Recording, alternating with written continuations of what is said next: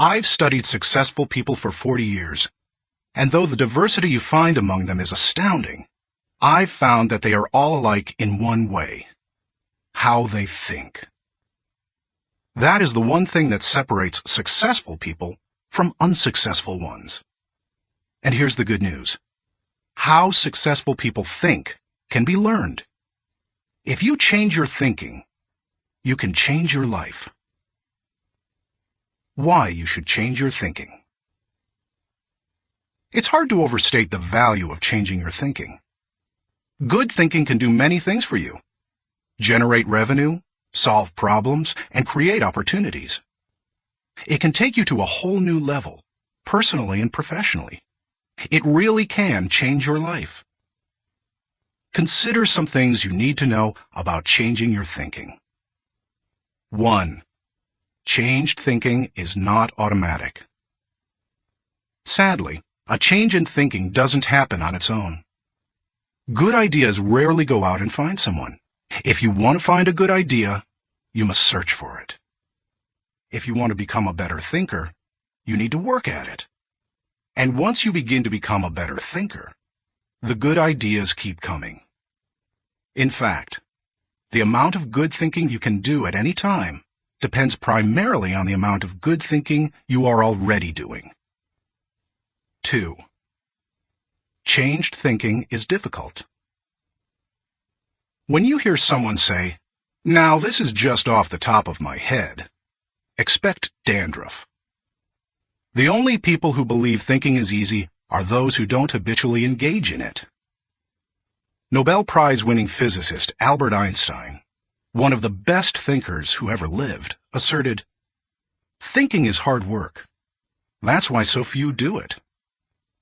Because thinking is so difficult, you want to use anything you can to help you improve the process. 3. Changed thinking is worth the investment. Author Napoleon Hill observed, "More gold has been mined from the thoughts of man than has ever been taken from the earth." When you take the time to learn how to change your thinking and become a better thinker, you are investing in yourself. Gold mines tap out. Stock markets crash. Real estate investments can go sour, but a human mind with the ability to think well is like a diamond mine that never runs out. It's priceless. How to become a better thinker. Do you want to master the process of good thinking? Do you want to be a better thinker tomorrow than you are today? Then you need to engage in an ongoing process that improves your thinking. I recommend you do the following. 1. Expose yourself to good input. Good thinkers always prime the pump of ideas. They always look for things to get the thinking process started, because what you put in always impacts what comes out. Read books, review trade magazines, listen to tapes, and spend time with good thinkers. And when something intrigues you, whether it's someone else's idea or the seed of an idea that you've come up with yourself, keep it in front of you.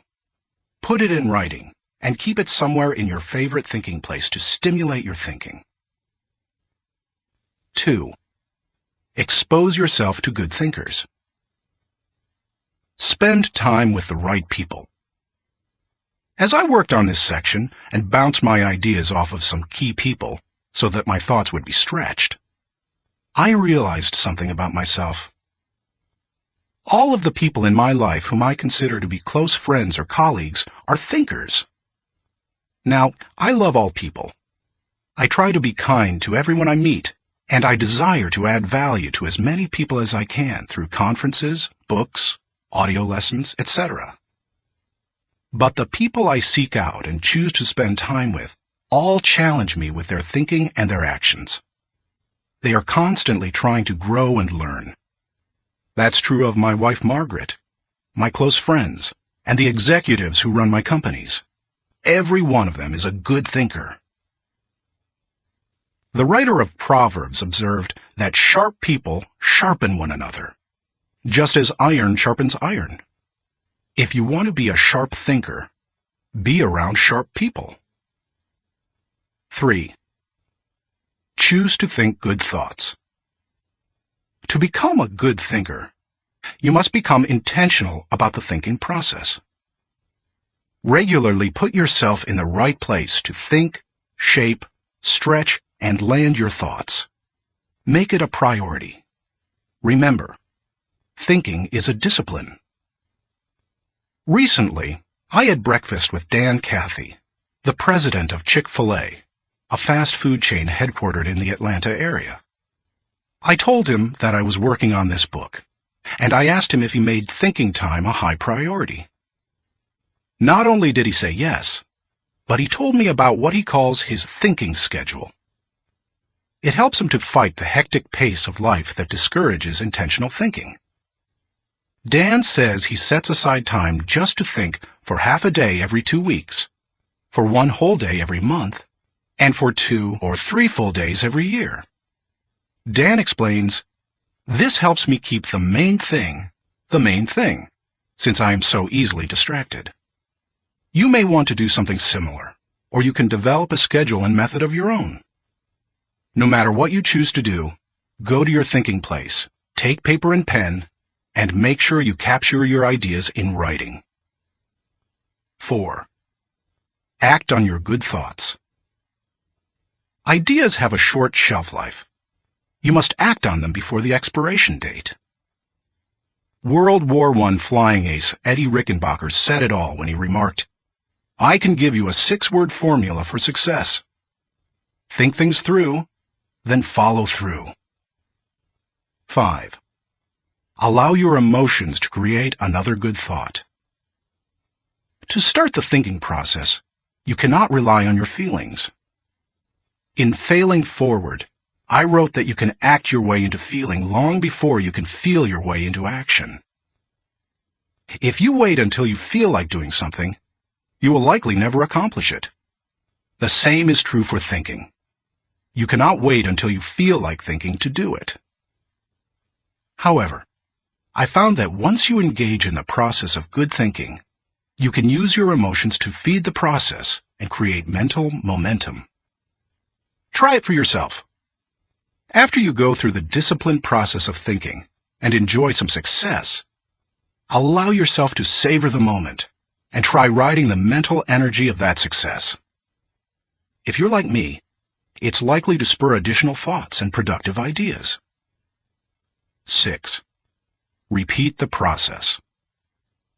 One good thought does not make a good life. The people who have one good thought and try to ride it for an entire career often end up unhappy or destitute. They are the one-hit wonders, the one-book authors, the one-message speakers, the one-time inventors who spend their life struggling to protect or promote their single idea. Success comes to those who have an entire mountain of gold that they continually mine, not those who find one nugget and try to live on it for 50 years. To become someone who can mine a lot of gold, you need to keep repeating the process of good thinking. Putting yourself in the right place to think. Becoming a good thinker isn't overly complicated. It's a discipline. If you do the 6 things I have outlined, you will set yourself up for a lifestyle of better thinking. But what do you do to come up with specific ideas on a day-to-day basis? I want to teach you the process that I've used to discover and develop good thoughts. It's certainly not the only one that works, but it has worked well for me. 1. Find a place to think your thoughts. If you go to your designated place to think, expecting to generate good thoughts, then eventually you will come up with some. Where is the best place to think? Everybody's different. Some people think best in the shower. Others, like my friend Dick Biggs, like to go to a park. For me, the best places to think are in my car, on planes, and in the spa. Ideas come to me in other places as well, such as when I'm in bed. I keep a special lighted writing pad on my nightstand for such times. I believe I often get thoughts because I make it a habit to frequently go to my thinking places.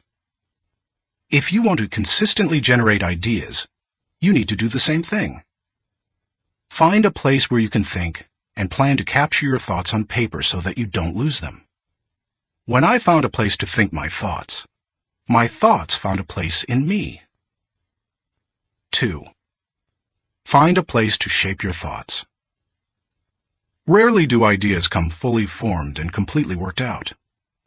Most of the time, they need to be shaped until they have substance. As my friend Dan Ryland says, they have to stand the test of clarity and questioning. During the shaping time, you want to hold an idea up to strong scrutiny. Many times a thought that seemed outstanding late at night looks pretty silly in the light of day. Ask questions about your ideas. Fine-tune them. One of the best ways to do that is to put your thoughts in writing. Professor, college president, and U.S. Senator S.I. Hayakawa wrote, "Learning to write is learning to think. You don't know anything clearly unless you can state it in writing." As you shape your thoughts, you find out whether an idea has potential. You learn what you have. You also learn some things about yourself. The shaping time thrills me because it embodies humor. The thoughts that don't work often provide comic relief. Humility. The moments when I connect with God awe me. Excitement. I love to play out an idea mentally. I call it futuring it. Creativity. In these moments, I am unhampered by reality. Fulfillment. God made me for this process. It uses my greatest gifts and gives me joy. Honesty. As I turn over an idea in my mind, I discover my true motives. Passion. When you shape a thought, you find out what you believe and what really counts. Change. Most of the changes I have made in my life resulted from thorough thinking on a subject. You can shape your thoughts almost anywhere. Just find a place that works for you, where you will be able to write things down, focus your attention without interruptions, and ask questions about your ideas. 3. Find a place to stretch your thoughts. If you come upon great thoughts and spend time mentally shaping them, don't think you're done and can stop there. If you do, you will miss some of the most valuable aspects of the thinking process. You miss bringing others in and expanding ideas to their greatest potential. Earlier in my life, I have to admit, I was often guilty of this error. I wanted to take an idea from seed thought to solution before sharing it with anyone, even the people it would most impact. I did this both at work and at home. But over the years, I have learned that you can go much farther with a team than you can go alone. I've found a kind of formula that can help you stretch your thoughts. It says, the right thought plus the right people in the right environment at the right time for the right reason equals the right result. This combination is hard to beat. Like every person, every thought has the potential to become something great. When you find a place to stretch your thoughts, you find that potential. 4. Find a place to land your thoughts. Author C.D. Jackson observes that great ideas need landing gear as well as wings. Any idea that remains only an idea doesn't make a great impact. The real power of an idea comes when it goes from abstraction to application. Think about Einstein's theory of relativity. When he published his theories in 1905 and 1916, they were merely profound ideas. Their real power came with the development of the nuclear reactor in 1942 and the nuclear bomb in 1945. When scientists developed and implemented Einstein's ideas, the whole world changed. Likewise, if you want your thoughts to make an impact, you need to land them with others so that they can someday be implemented. As you plan for the application phase of the thinking process, land your ideas first with yourself. Landing an idea with yourself will give you integrity. People will buy into an idea only after they buy into the leader who communicates it. Before teaching any lesson, I ask myself 3 questions. Do I believe it? Do I live it? Do I believe others should live it? If I can't answer yes to all 3 questions, then I haven't landed it. Key players. Let's face it, no idea will fly if the influencers don't embrace it. After all, they are the people who carry thoughts from idea to implementation. Those most affected. Landing thoughts with the people on the firing line will give you great insight. Those closest to changes that occur as a result of a new idea can give you a reality read. And that's important, because sometimes even when you've diligently completed the process of creating a thought, shaping it, and stretching it with other good thinkers, you can still miss the mark. 5. Find a place to fly your thoughts. French philosopher Henri-Louis Bergson, who won the Nobel Prize in Literature in 1927, asserted that a person should think like a man of action, act like a man of thought. What good is thinking if it has no application in real life? Thinking divorced from actions cannot be productive. Learning how to master the process of thinking well leads you to productive thinking. If you can develop the discipline of good thinking and turn it into a lifetime habit, then you will be successful and productive all of your life. Once you've created, shaped, stretched, and landed your thoughts, then flying them can be fun and easy. Portrait of a good thinker. You often hear someone say that a colleague or friend is a good thinker, but that phrase means something different to everyone. To one person, it may mean having a high IQ, while to another, it could mean knowing a bunch of trivia, or being able to figure out whodunit when reading a mystery novel. I believe that good thinking isn't just one thing. It consists of several specific thinking skills. Becoming a good thinker means developing those skills to the best of your ability. It doesn't matter whether you were born rich or poor. It doesn't matter if you have a 3rd-grade education or possess a PhD. It doesn't matter if you suffer from multiple disabilities or you're the picture of health. No matter what your circumstances, you can learn to be a good thinker. All you must do is be willing to engage in the process every day. In Built to Last, Jim Collins and Jerry Porras describe what it means to be a visionary company, the kind of company that epitomizes the pinnacle of American business. They describe those companies this way. A visionary company is like a great work of art. Think of Michelangelo's scenes from Genesis on the ceiling of the Sistine Chapel, or his statue of David. Think of a great and enduring novel like Huckleberry Finn, or Crime and Punishment. Think of Beethoven's Ninth Symphony, or Shakespeare's Henry V. Think of a beautifully designed building, like the masterpieces of Frank Lloyd Wright, or Ludwig Mies van der Rohe. You can't point to any one single item that makes the whole thing work. It's the entire work, all the pieces working together to create an overall effect that leads to enduring greatness. Good thinking is similar.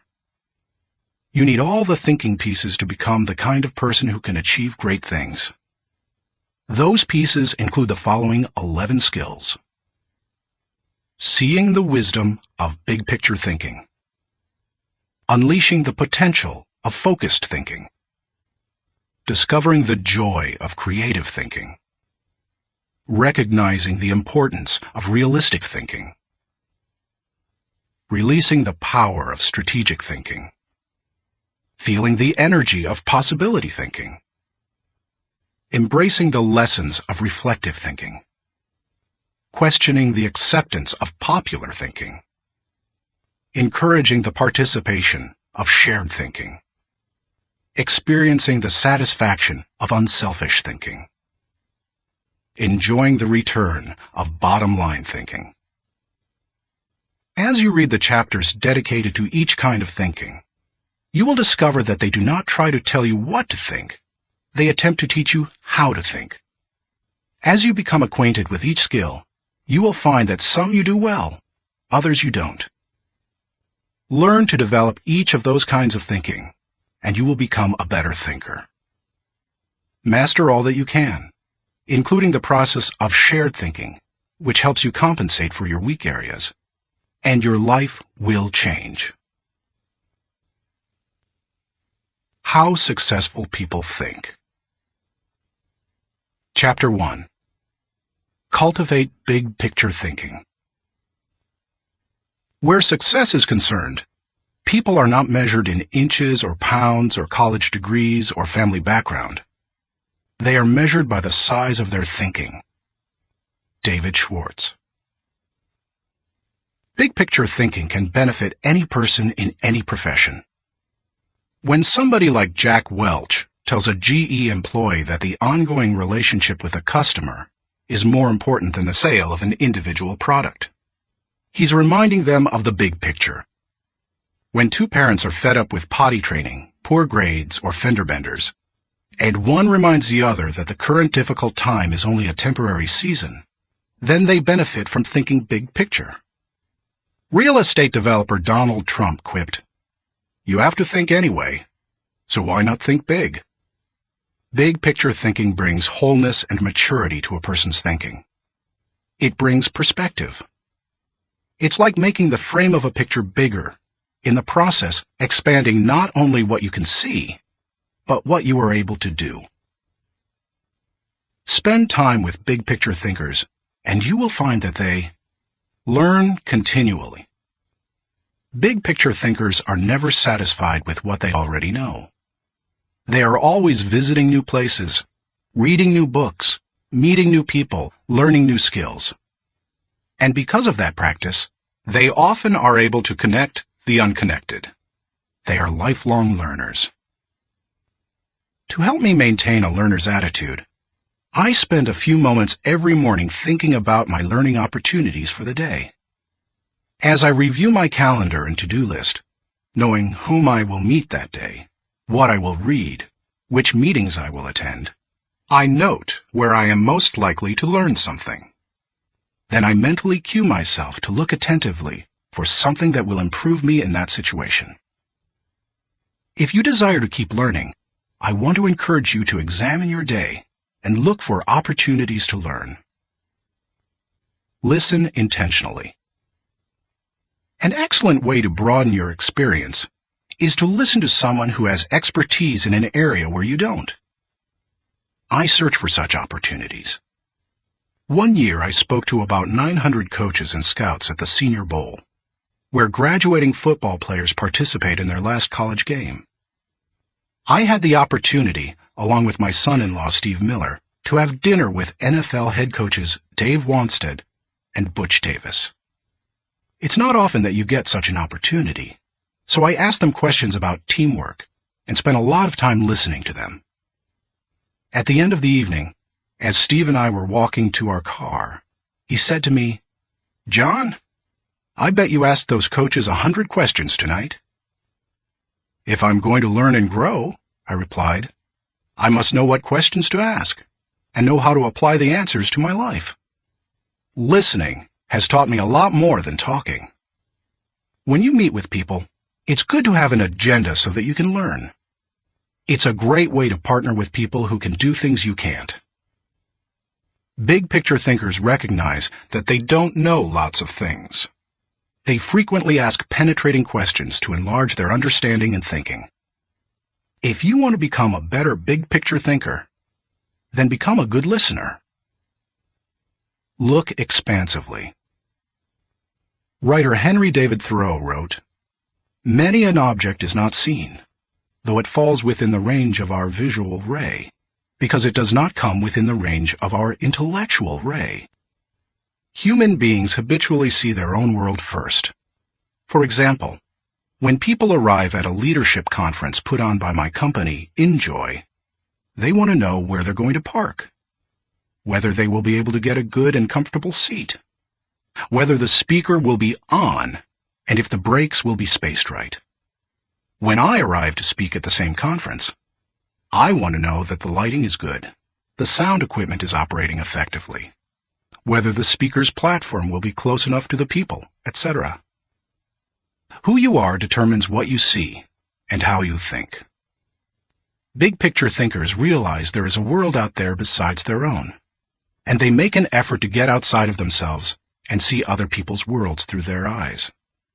It's hard to see the picture while inside the frame. To see how others see, you must first find out how they think. Becoming a good listener certainly helps with that. So does getting over your personal agenda and trying to take the other person's perspective. Live completely. French essayist Michel de Montaigne wrote, "The value of life lies not in the length of days, but in the use we make of them. A man may live long, yet live very little. The truth is that you can spend your life any way you want, but you can spend it only once." Becoming a big picture thinker can help you to live with wholeness, to live a very fulfilling life. People who see the big picture expand their experience because they expand their world. As a result, they accomplish more than narrow-minded people, and they experience fewer unwanted surprises too, because they are more likely to see the many components involved in any given situation: issues, people, relationships, timing, and values. They are also, therefore, usually more tolerant of other people and their thinking. Why you should receive the wisdom of big picture thinking. Intuitively, you probably recognize big picture thinking as beneficial. Few people want to be closed-minded. No one sets out to be that way. But just in case you're not completely convinced, consider several specific reasons why you should make the effort to become a better big picture thinker. 1. Big picture thinking allows you to lead. You can find many big picture thinkers who aren't leaders, but you will find few leaders who are not big picture thinkers. Leaders must be able to do many important things for their people. See the vision before their people do. They also see more of it. This allows them to size up situations, taking into account many variables. Leaders who see the big picture discern possibilities as well as problems to form a foundation to build the vision. Once leaders have done that, they can sketch a picture of where the team is going, including any potential challenges or obstacles. The goal of leaders shouldn't be merely to make their people feel good, but to help them be good and accomplish the dream. The vision, shown accurately, will allow leaders to show how the future connects with the past to make the journey more meaningful. When leaders recognize this need for connection and bridge it, then they can seize the moment when the timing is right. In leadership, when to move is as important as what you do. As Winston Churchill said, there comes a special moment in everyone's life, a moment for which that person was born. When he seizes it, it is his finest hour. Whether building roads, planning a trip, or moving in leadership, big picture thinking allows you to enjoy more success. People who are constantly looking at the whole picture have the best chance of succeeding in any endeavor. 2. Big picture thinking keeps you on target. Thomas Fuller, chaplain to Charles II of England, observed, "He that is everywhere is nowhere." To get things done, you need focus. However, to get the right things done, you also need to consider the big picture. Only by putting your daily activities in the context of the big picture will you be able to stay on target. As Alvin Toffler says, you've got to think about big things while you're doing small things, so that all the small things go in the right direction. 3. Big picture thinking allows you to see what others see. One of the most important skills you can develop in human relations is the ability to see things from the other person's point of view. It's one of the keys to working with clients, satisfying customers, maintaining a marriage, rearing children, helping those who are less fortunate, etc.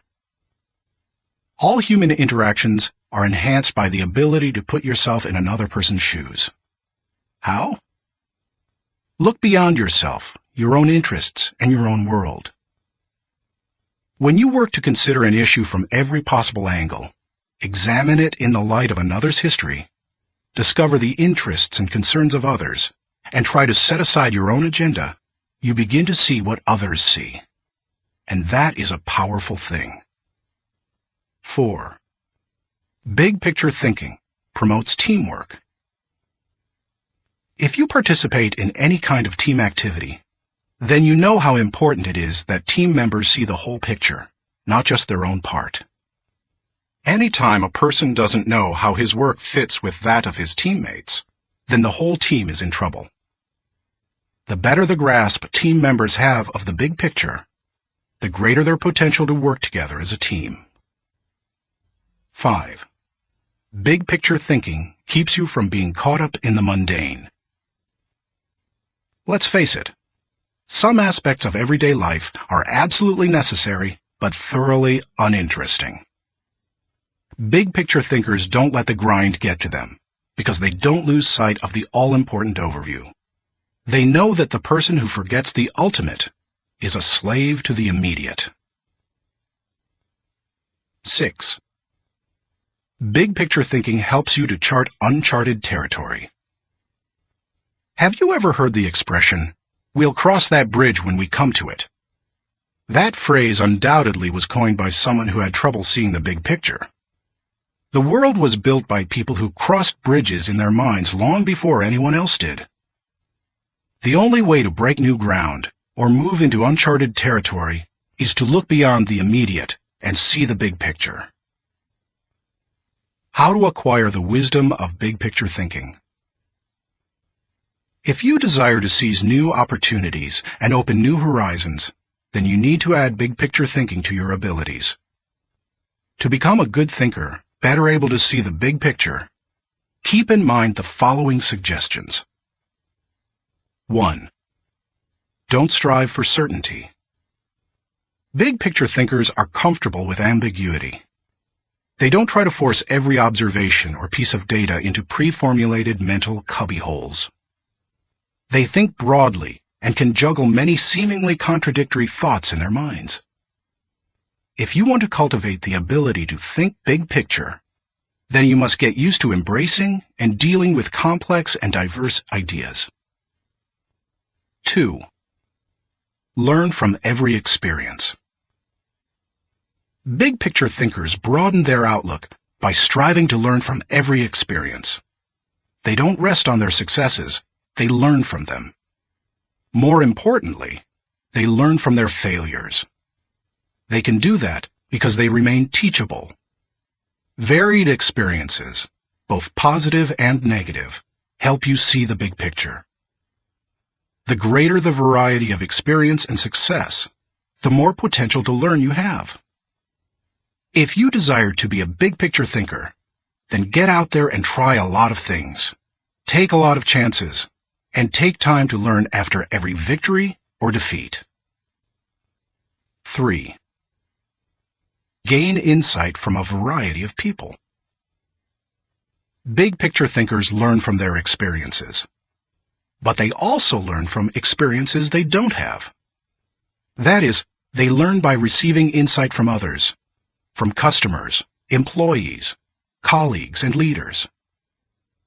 If you desire to broaden your thinking and see more of the big picture, then seek out counselors to help you. But be wise in whom you ask for advice. Gaining insight from a variety of people doesn't mean stopping anyone and everyone in hallways and grocery store lines and asking what they think about a given subject. Be selective. Talk to people who know and care about you, who know their field, and who bring experience deeper and broader than your own. 4. Give yourself permission to expand your world. If you want to be a big picture thinker, you will have to go against the flow of the world. Society wants to keep people in boxes. Most people are married mentally to the status quo. They want what was, not what can be. They seek safety in simple answers. To think big picture, you need to give yourself permission to go a different way, to break new ground, to find new worlds to conquer. And when your world does get bigger, you need to celebrate. Never forget there is more out there in the world than what you've experienced. Keep learning, keep growing, and keep looking at the big picture. If you desire to be a good thinker, that's what you need to do. Thinking question.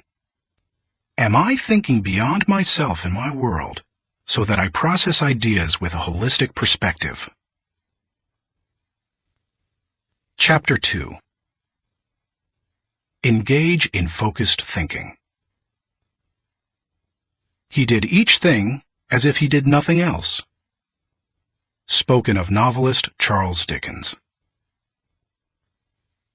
Philosopher Bertrand Russell once asserted, "To be able to concentrate for a considerable time is essential to difficult achievement." Sociologist Robert Lind observed that, "Knowledge is power only if a man knows what facts are not to bother about." Focused thinking removes distractions and mental clutter so that you can concentrate on an issue and think with clarity. Focused thinking can do several things for you. 1. Focused thinking harnesses energy toward a desired goal. Focus can bring energy and power to almost anything, whether physical or mental. If you're learning how to pitch a baseball and you want to develop a good curveball, then focused thinking while practicing will improve your technique. If you need to refine the manufacturing process of your product, focused thinking will help you develop the best method. If you want to solve a difficult mathematics problem, focused thinking helps you break through to the solution. The greater the difficulty of a problem or issue, the more focused thinking time is necessary to solve it. 2. Focused thinking gives ideas time to develop. I love to discover and develop ideas. I often bring my creative team together for brainstorming and creative thinking. When we first get together, we try to be exhaustive in our thinking in order to generate as many ideas as possible. The birthing of a potential breakthrough often results from sharing many good ideas. But to take ideas to the next level, you must shift from being expansive in your thinking to being selective. I have discovered that a good idea can become a great idea when it is given focus time. It's true that focusing on a single idea for a long time can be very frustrating. I've often spent days focusing on a thought and trying to develop it, only to find that I could not improve the idea. But sometimes, my perseverance in focused thinking pays off. That brings me great joy. And when focused thinking is at its best, not only does the idea grow, but so do I. 3. Focused thinking brings clarity to the target. I consider golf one of my favorite hobbies. It's a wonderfully challenging game. I like it because the objectives are so clear. Professor William Mobley of the University of South Carolina made the following observation about golf. One of the most important things about golf is the presence of clear goals. You see the pins. You know the par. It's neither too easy nor unattainable. You know your average score, and there are competitive goals. Competitive with par, with yourself, and others. These goals give you something to shoot at. In work, as in golf, goals motivate. One time on the golf course, I followed a golfer who neglected to put the pin back in the hole after he putted. Because I could not see my target, I couldn't focus properly. My focus quickly turned to frustration and to poor play. To be a good golfer, a person needs to focus on a clear target. The same is true in thinking. Focus helps you to know the goal and to achieve it. 4. Focused thinking will take you to the next level. No one achieves greatness by becoming a generalist. You don't hone a skill by diluting your attention to its development. The only way to get to the next level is to focus. No matter whether your goal is to increase your level of play, sharpen your business plan, improve your bottom line, develop your subordinates, or solve personal problems, you need to focus. Author Harry A. Overstreet observed, "The immature mind hops from one thing to another. The mature mind seeks to follow through." Where should you focus your thinking? Does every area of your life deserve dedicated, focused thinking time? Of course, the answer is no. Be selective, not exhaustive, in your focused thinking. For me, that means dedicating in-depth thinking time to 4 areas: leadership, creativity, communication, and intentional networking. Your choices will probably differ from mine. Here are a few suggestions to help you figure them out. Identify your priorities. First, take into account your priorities for yourself, your family, and your team. Author, consultant, and award-winning thinker Edward de Bono quipped, "A conclusion is the place where you get tired of thinking." Unfortunately, many people land on priorities based on where they run out of steam. You certainly don't want to do that. Nor do you want to let others set your agenda. There are many ways to determine priorities. If you know yourself well, begin by focusing on your strengths, the things that make best use of your skills and God-given talents. You might also focus on what brings the highest return and reward. Do what you enjoy most and do best. You could use the 80-20 rule. Give 80% of your effort to the top 20%, most important, activities. Another way is to focus on exceptional opportunities that promise a huge return. It comes down to this. Give your attention to the areas that bear fruit. Discover your gifts. Not all people are self-aware and have a good handle on their own skills, gifts, and talents. They are a little like the comic strip character Charlie Brown. One day after striking out in a baseball game, he says, "Rats! I'll never be a big league player. I just don't have it. All my life I've dreamed of playing in the big leagues, but I'll never make it." To which Lucy replies, "Charlie Brown, you're thinking too far ahead. What you need to do is set more immediate goals for yourself." For a moment, Charlie Brown sees a ray of hope. "Immediate goals?" he says. "Yes," answers Lucy. "Start with the next inning. When you go out to pitch, see if you can walk out to the mound without falling down." I've met many individuals who grew up in a household full of Lucys. They received little encouragement or affirmation, and as a result, seem at a loss for direction. If you have that kind of background, you need to work extra hard to figure out what your gifts are. Take a personality profile such as DISC or Myers-Briggs. Interview positive friends and family members to see where they think you shine. Spend some time reflecting on past successes. If you're going to focus your thinking in your areas of strength, you need to know what they are. Develop your dream.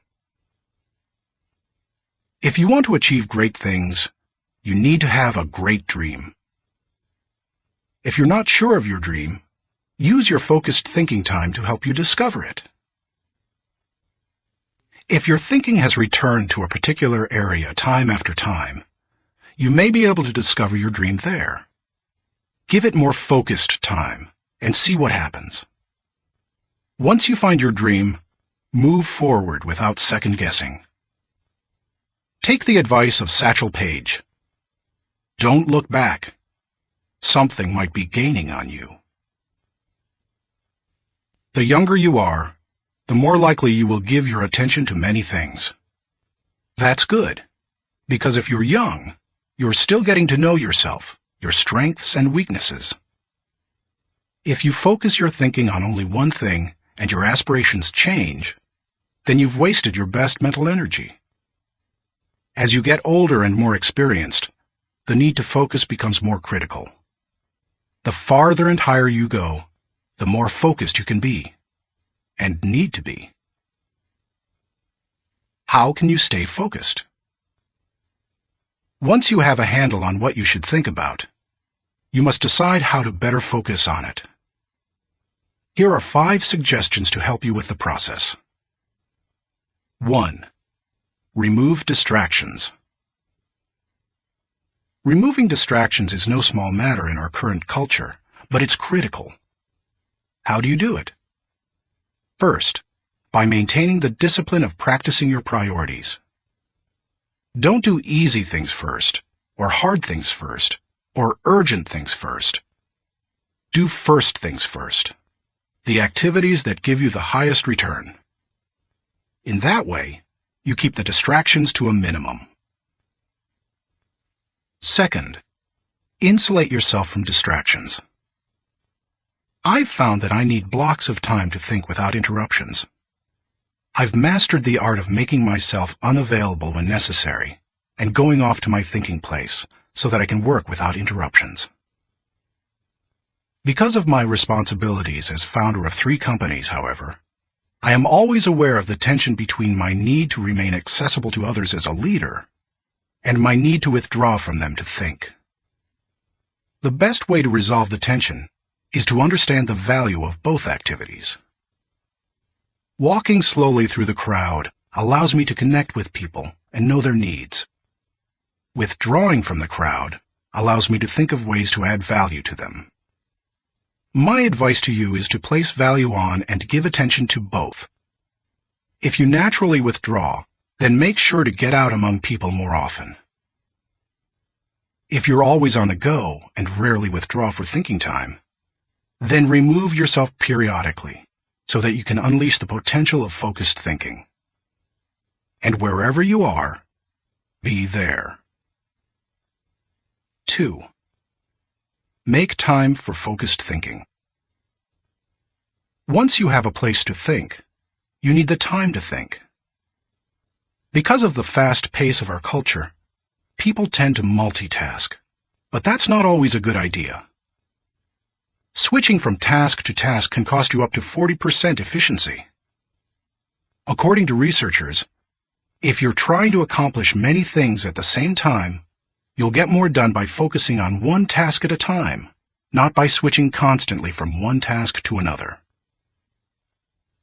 Years ago, I realized that my best thinking time occurs in the morning. Whenever possible, I reserve my mornings for thinking and writing. One way to gain time for focused thinking is to impose upon yourself a rule that one company implemented. Don't allow yourself to look at email until after 10 a.m. Instead, focus your energies on your number 1 priority. Put non-productive time wasters on hold so that you can create thinking time for yourself. 3. Keep items of focus before you. Ralph Waldo Emerson, the great transcendental thinker, believed, concentration is the secret of strength in politics, in war, in trade, in short, in all management of human affairs. To help me concentrate on the things that matter, I work to keep important items before me. One way is to ask my assistant, Linda Eggers, to keep bringing it up, asking me about it, giving me additional information in reference to it. I'll also keep a file or page on my desk so that I see it every day as I work. That strategy has successfully helped me for 30 years to stimulate and sharpen ideas. If you've never done it, I recommend that you try it.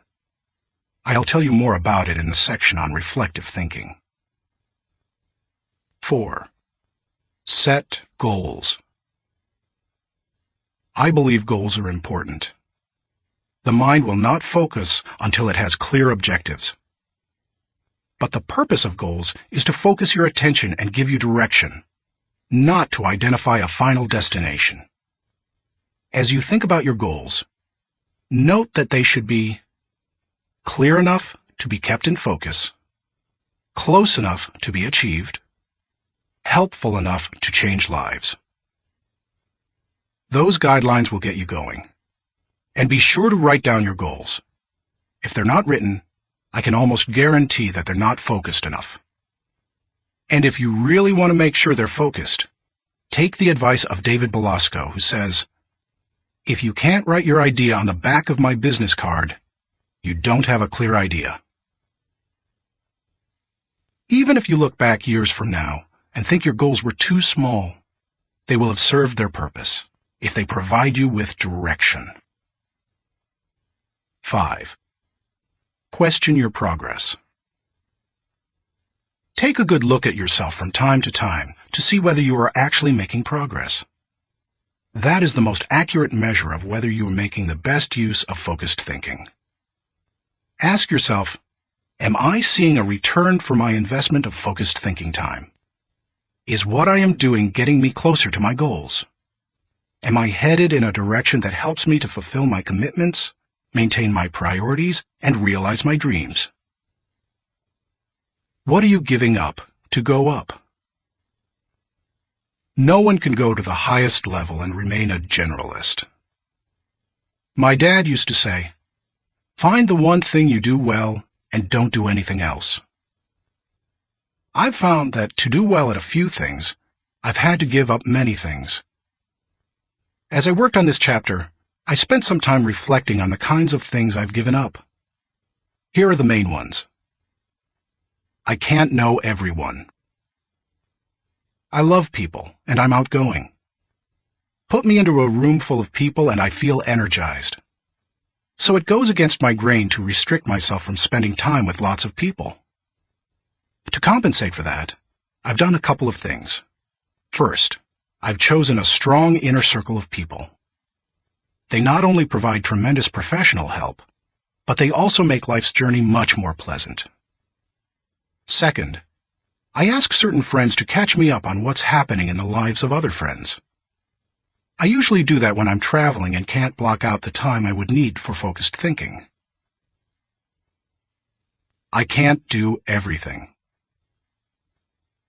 There are only a few exceptional opportunities in any person's lifetime. That's why I strive for excellence in a few things, rather than a good performance in many. That's cost me. Because of my workload, I also have to skip doing many things that I would love to do. For example, every week I hand off projects that I think would be fun to do myself. I practice the 10-80-10 principle with the people to whom I'm delegating a task.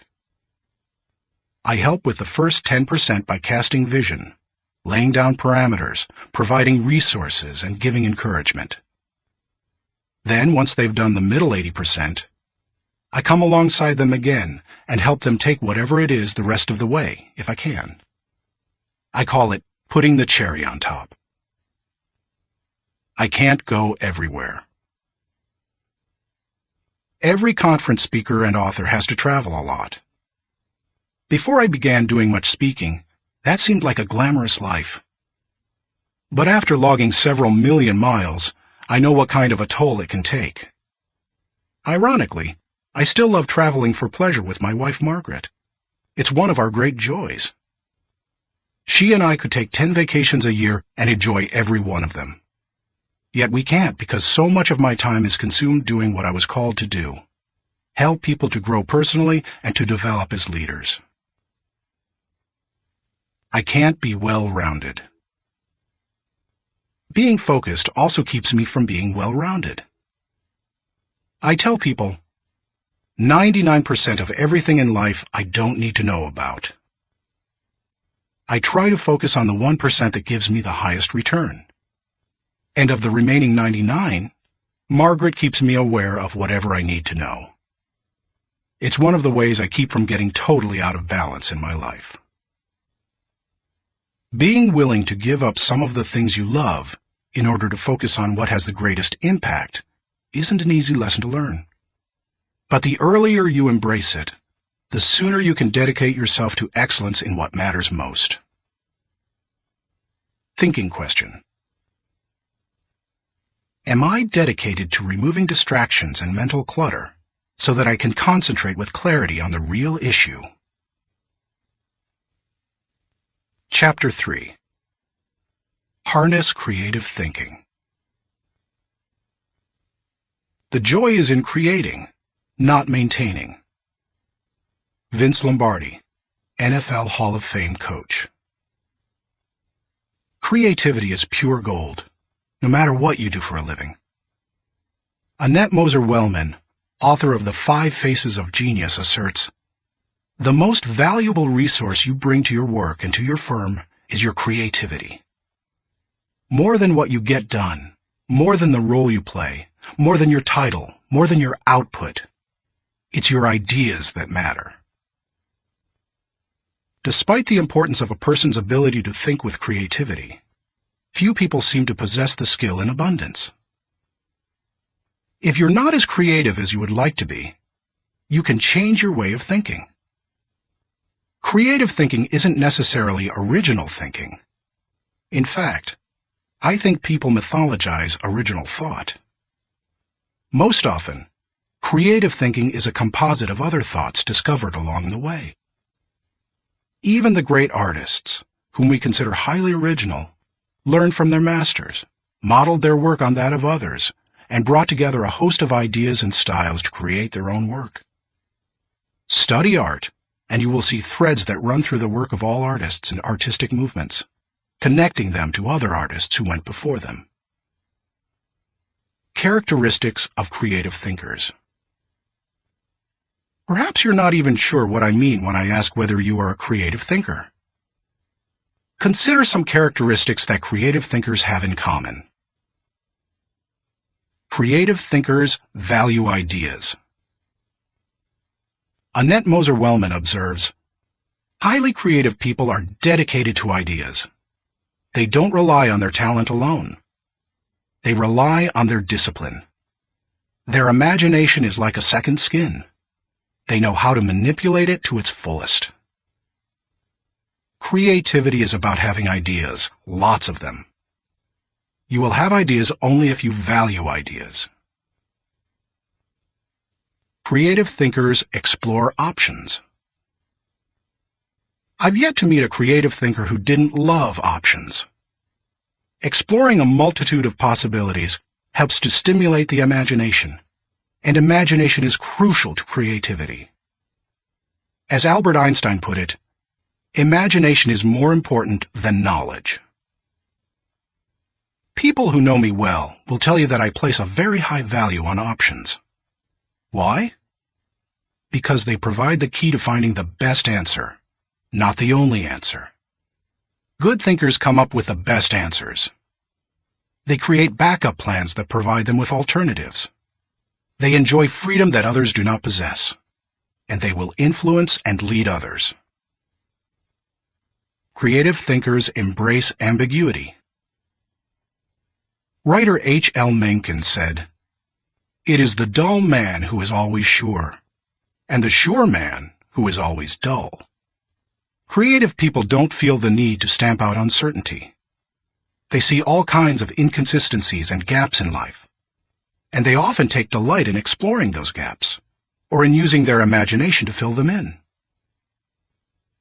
Creative thinkers celebrate the offbeat.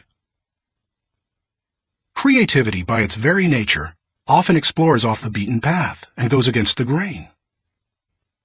Diplomat and longtime president of Yale University, Kingman Brewster, said, "There is a correlation between the creative and the screwball, so we must suffer the screwball gladly."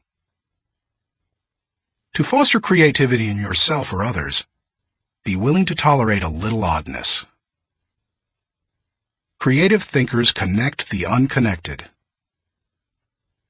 Because creativity utilizes the ideas of others, there's great value in being able to connect one idea to another, especially to seemingly unrelated ideas.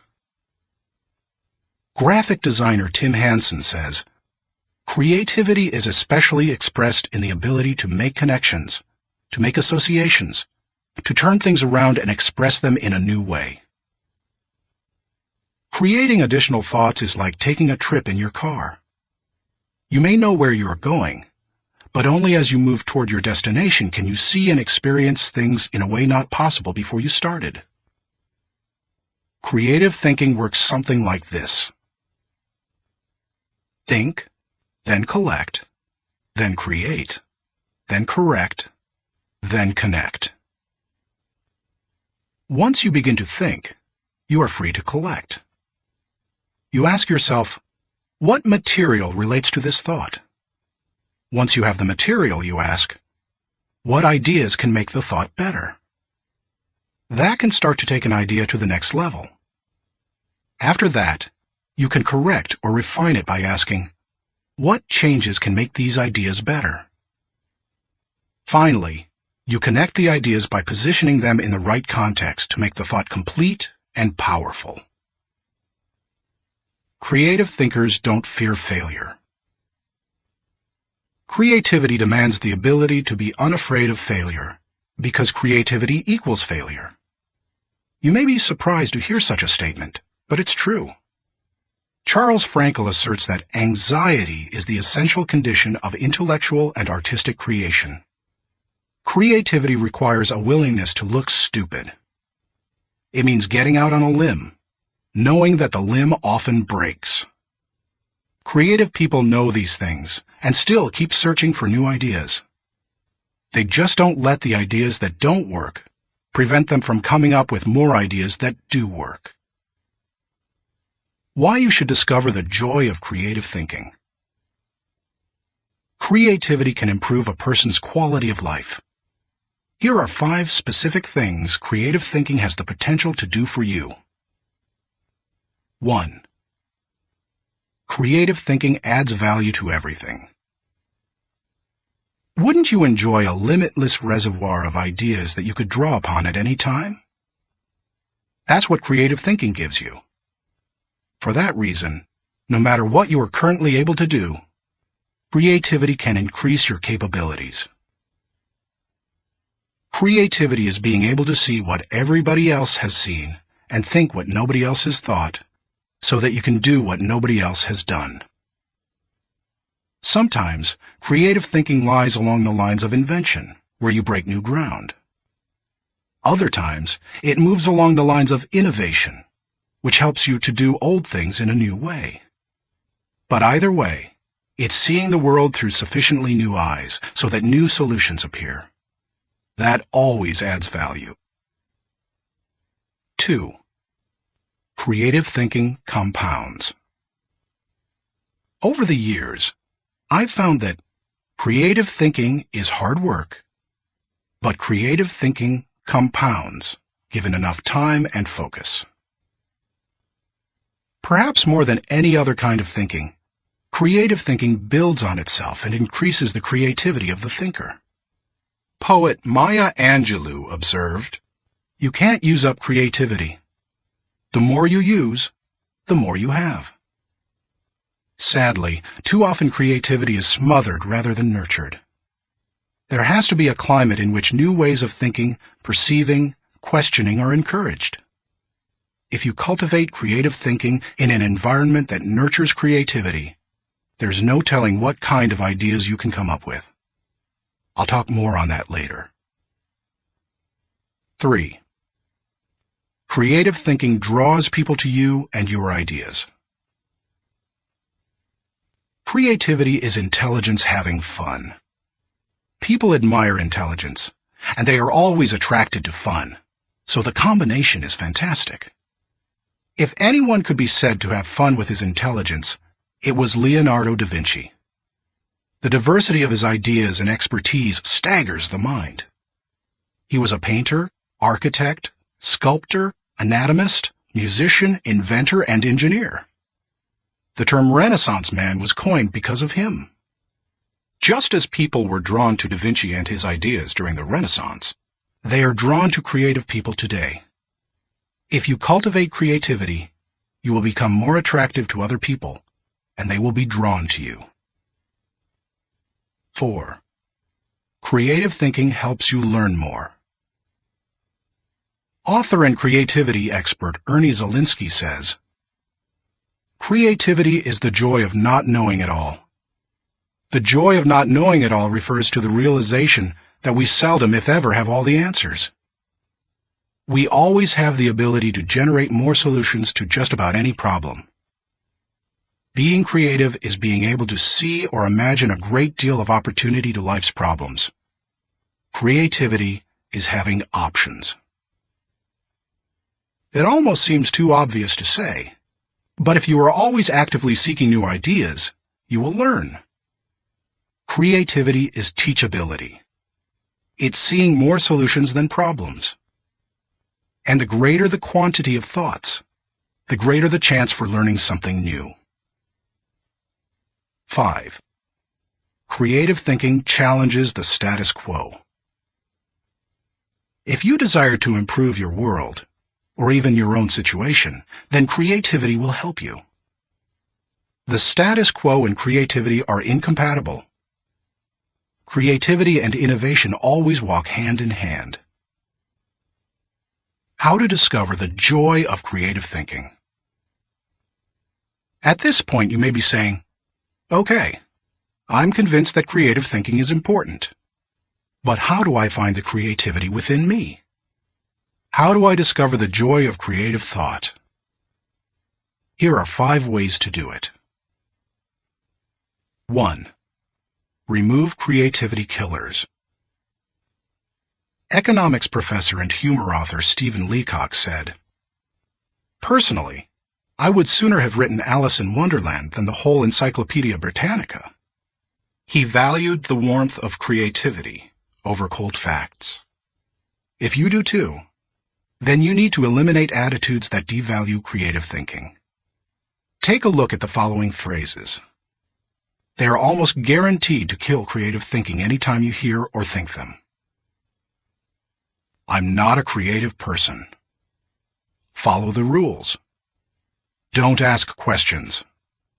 "Don't be different." "Stay within the lines." "There is only one way." "Don't be foolish." "Be practical." "Be serious." "Think of your image." "That's not logical."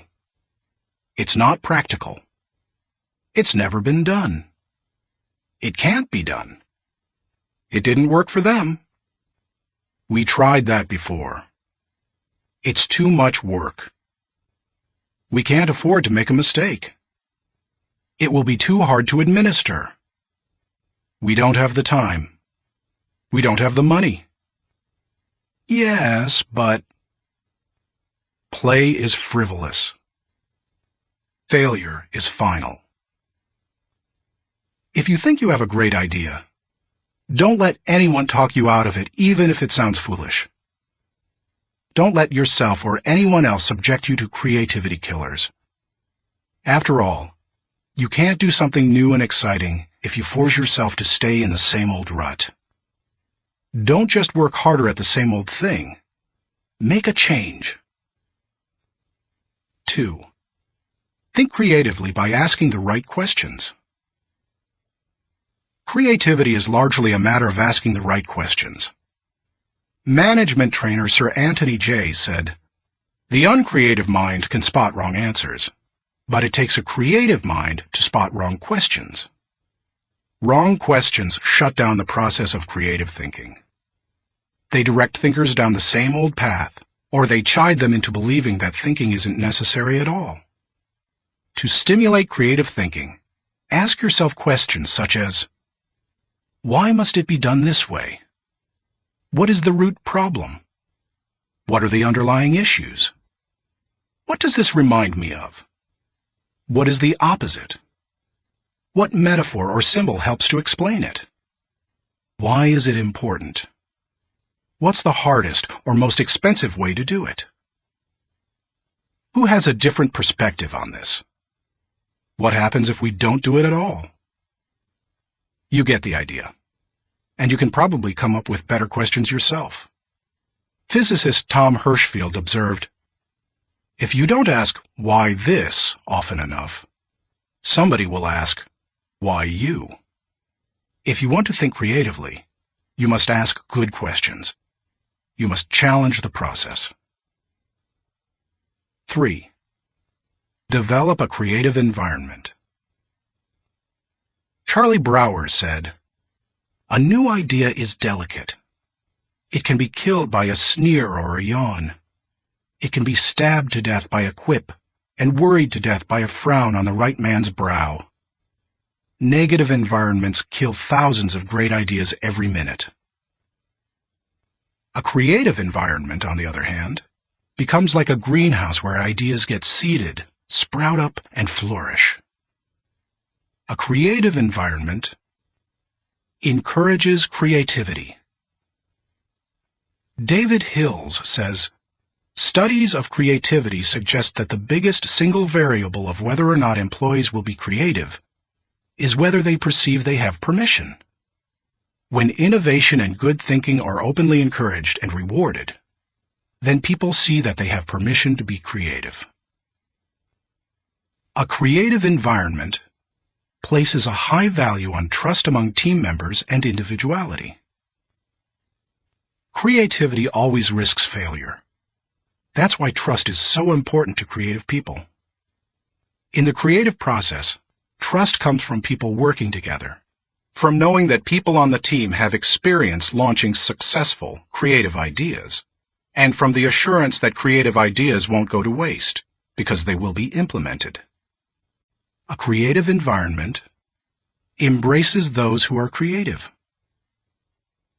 Creative people celebrate the offbeat. How should creative people be treated? I take the advice of Tom Peters. Weed out the dullards, nurture the nuts. I do that by spending time with them, which I enjoy anyway. I especially like to pull people into brainstorming sessions. People look forward to an invitation to such meetings because the time will be filled with energy, ideas, and laughter. And the odds are high that a new project, seminar, or business strategy will result. When that happens, they also know a party's coming. A creative environment focuses on innovation, not just invention. Sam Weston, creator of the popular action figure G.I. Joe, said, "Truly groundbreaking ideas are rare, but you don't necessarily need one to make a career out of creativity." My definition of creativity is the logical combination of two or more existing elements that result in a new concept. The best way to make a living with your imagination is to develop innovative applications, not imagine completely new concepts. Creative people say, "Give me a good idea, and I'll give you a better idea." A creative environment is willing to let people go outside the lines. Most people automatically stay within lines, even if those lines have been arbitrarily drawn or are terribly out of date. Remember, most limitations we face are not imposed on us by others. We place them on ourselves. Lack of creativity often falls into that category. If you want to be more creative, challenge boundaries. Inventor Charles Kettering said, "All human development, no matter what form it takes, must be outside the rules. Otherwise, we would never have anything new." A creative environment takes that into account. A creative environment appreciates the power of a dream. A creative environment promotes the freedom of a dream. A creative environment encourages the use of a blank sheet of paper and the question, if we could draw a picture of what we want to accomplish, what would that look like? A creative environment allowed Martin Luther King Jr. to speak with passion and declare to millions, "I have a dream," not "I have a goal." Goals may give focus, but dreams give power. Dreams expand the world. That is why James Allen suggested that dreamers are the saviors of the world. The more creativity-friendly you can make your environment, the more potential it has to become creative. 4. Spend time with other creative people. What if the place you work has an environment hostile to creativity, and you possess little ability to change it? One possibility is to change jobs. But what if you desire to keep working there despite the negative environment? Your best option is to find a way to spend time with other creative people. Creativity is contagious. Have you ever noticed what happens during a good brainstorming session? One person throws out an idea. Another person uses it as a springboard to discover another idea.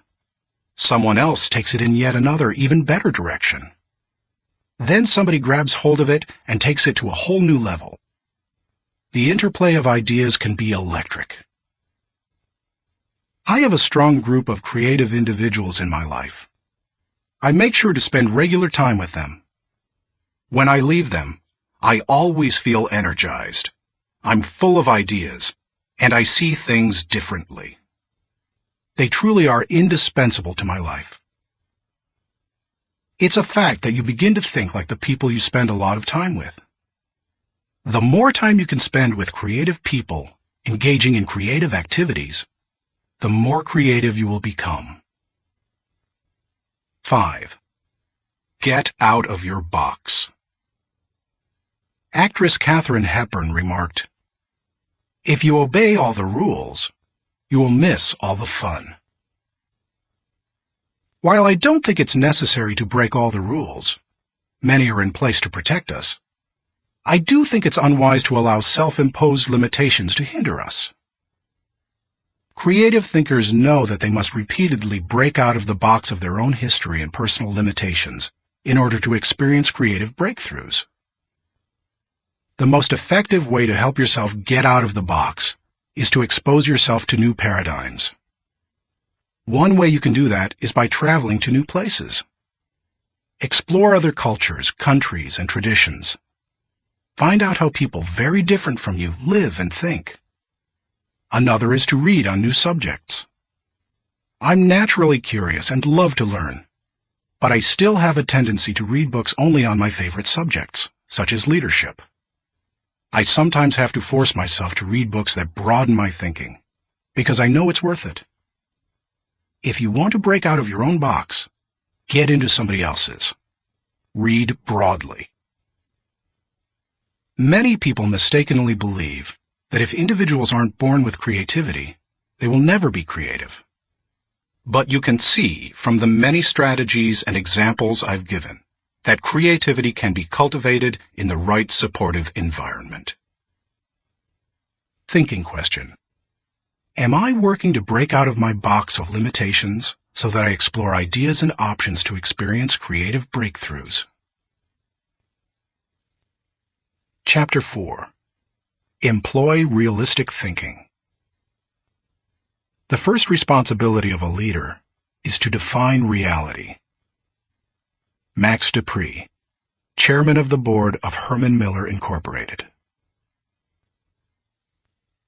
As anyone knows who's been out of school for a few years, there's usually a huge gap between a college education and the reality of the working world. Honestly, early in my career, I went out of my way to avoid too much realistic thinking, because I thought it would interfere with my creative thinking. But as I've grown, I've come to realize that realistic thinking adds to my life. Reality check. Reality is the difference between what we wish and what is. It took some time for me to evolve into a realistic thinker. The process went in phases. First, I did not engage in realistic thinking at all. After a while, I realized that it was necessary, so I began to engage in it occasionally. But I didn't like it, because I thought it was too negative. And any time I could delegate it, I did. Eventually, I found that I had to engage in realistic thinking if I was going to solve problems and learn from my mistakes. And in time, I became willing to think realistically before I got in trouble and make it a continual part of my life. Today, I encourage my key leaders to think realistically. We make realistic thinking the foundation of our business because we derive certainty and security from it.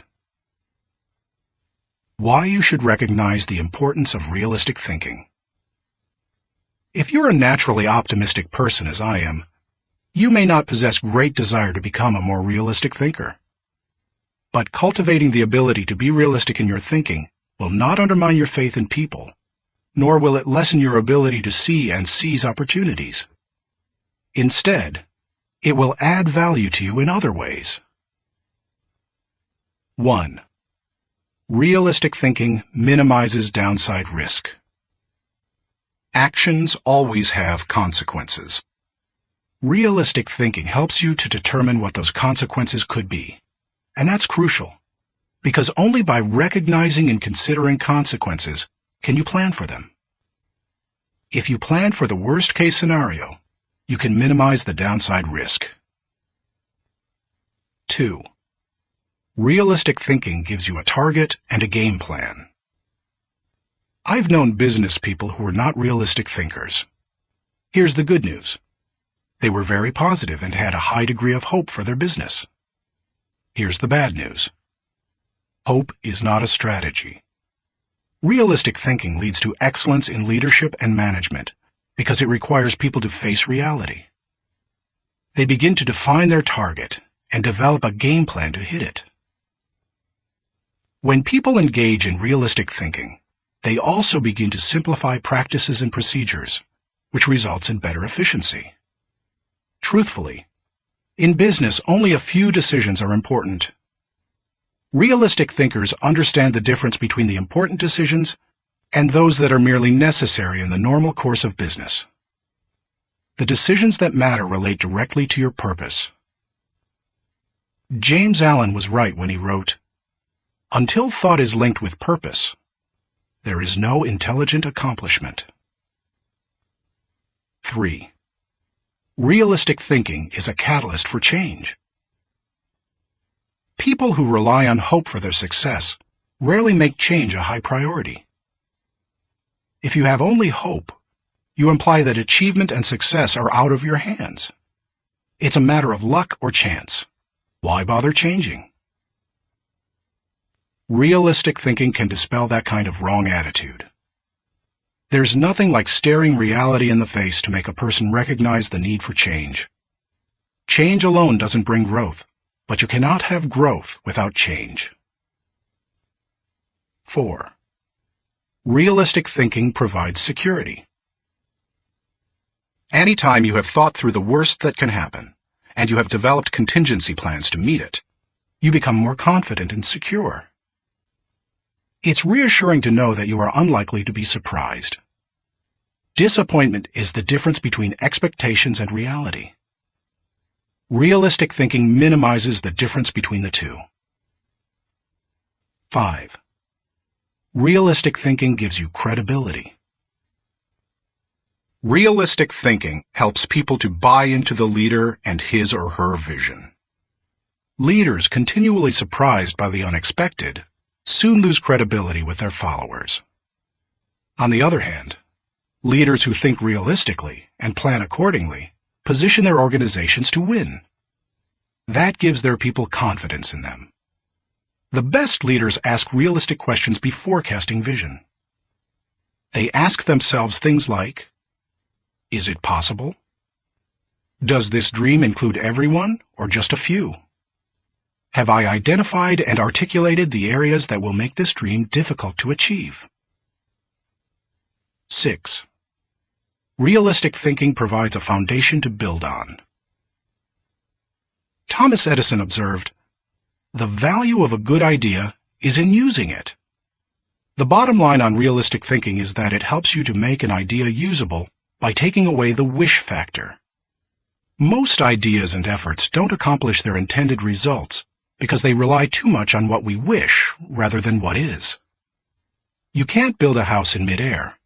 It needs a solid foundation. Ideas and plans are the same. They need something concrete on which to build.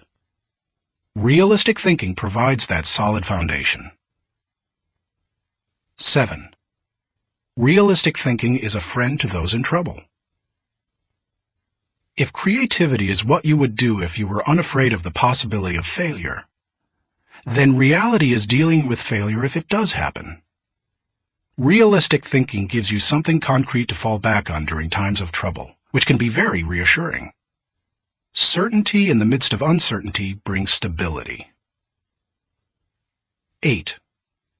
Realistic thinking brings the dream to fruition.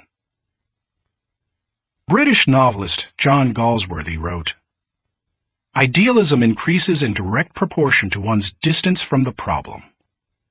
If you don't get close enough to a problem, you can't tackle it.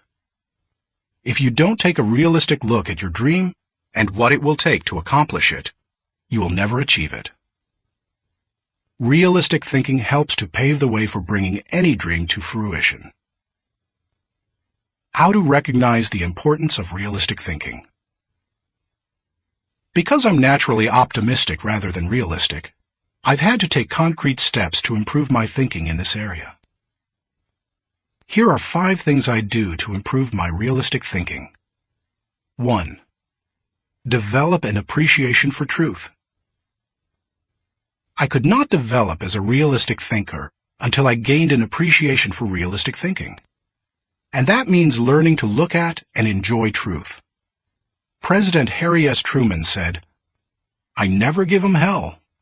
I just tell the truth, and they think it is hell." That's the way many people react to truth. People tend to exaggerate their success and minimize their failures or deficiencies. They live according to Ruckert's law, believing there is nothing so small that it can't be blown out of proportion. Unfortunately, many people today could be described by a quote from Winston Churchill. "Men occasionally stumble over the truth, but most pick themselves up and hurry off as if nothing has happened." More recently, television journalist Ted Koppel observed, "Our society finds truth too strong a medicine to digest undiluted. In its purest form, truth is not a polite tap on the shoulder. It is a howling reproach." In other words, the truth will set you free, but first, it will make you angry. If you want to become a realistic thinker, however, you need to get comfortable dealing with the truth and face up to it. 2. Do your homework. The process of realistic thinking begins with doing your homework. You must first get the facts. Former governor, congressman, and ambassador Chester Bowles said, "When you approach a problem, strip yourself of preconceived opinions and prejudice. Assemble and learn the facts of the situation. Make the decision which seems to you to be the most honest, and then stick to it. It doesn't matter how sound your thinking is if it's based on faulty data or assumptions. You can't think well in the absence of facts, or in the presence of poor information. You can also find out what others have done in similar circumstances. Remember, your thinking doesn't necessarily have to be original. It just has to be solid. Why not learn all you can from good thinkers who have faced similar situations in the past? Some of my best thinking has been done by others. 3.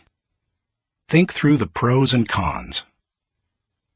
There's nothing like taking the time to really examine the pros and cons of an issue to give you a strong dose of reality. It rarely comes down to simply choosing the course of action with the greatest number of pros, because all pros and cons do not carry equal weight. But that's not the value of the exercise anyway.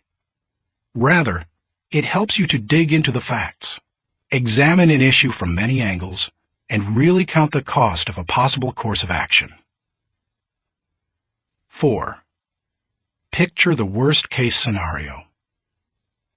The essence of realistic thinking is discovering, picturing, and examining the worst-case scenario.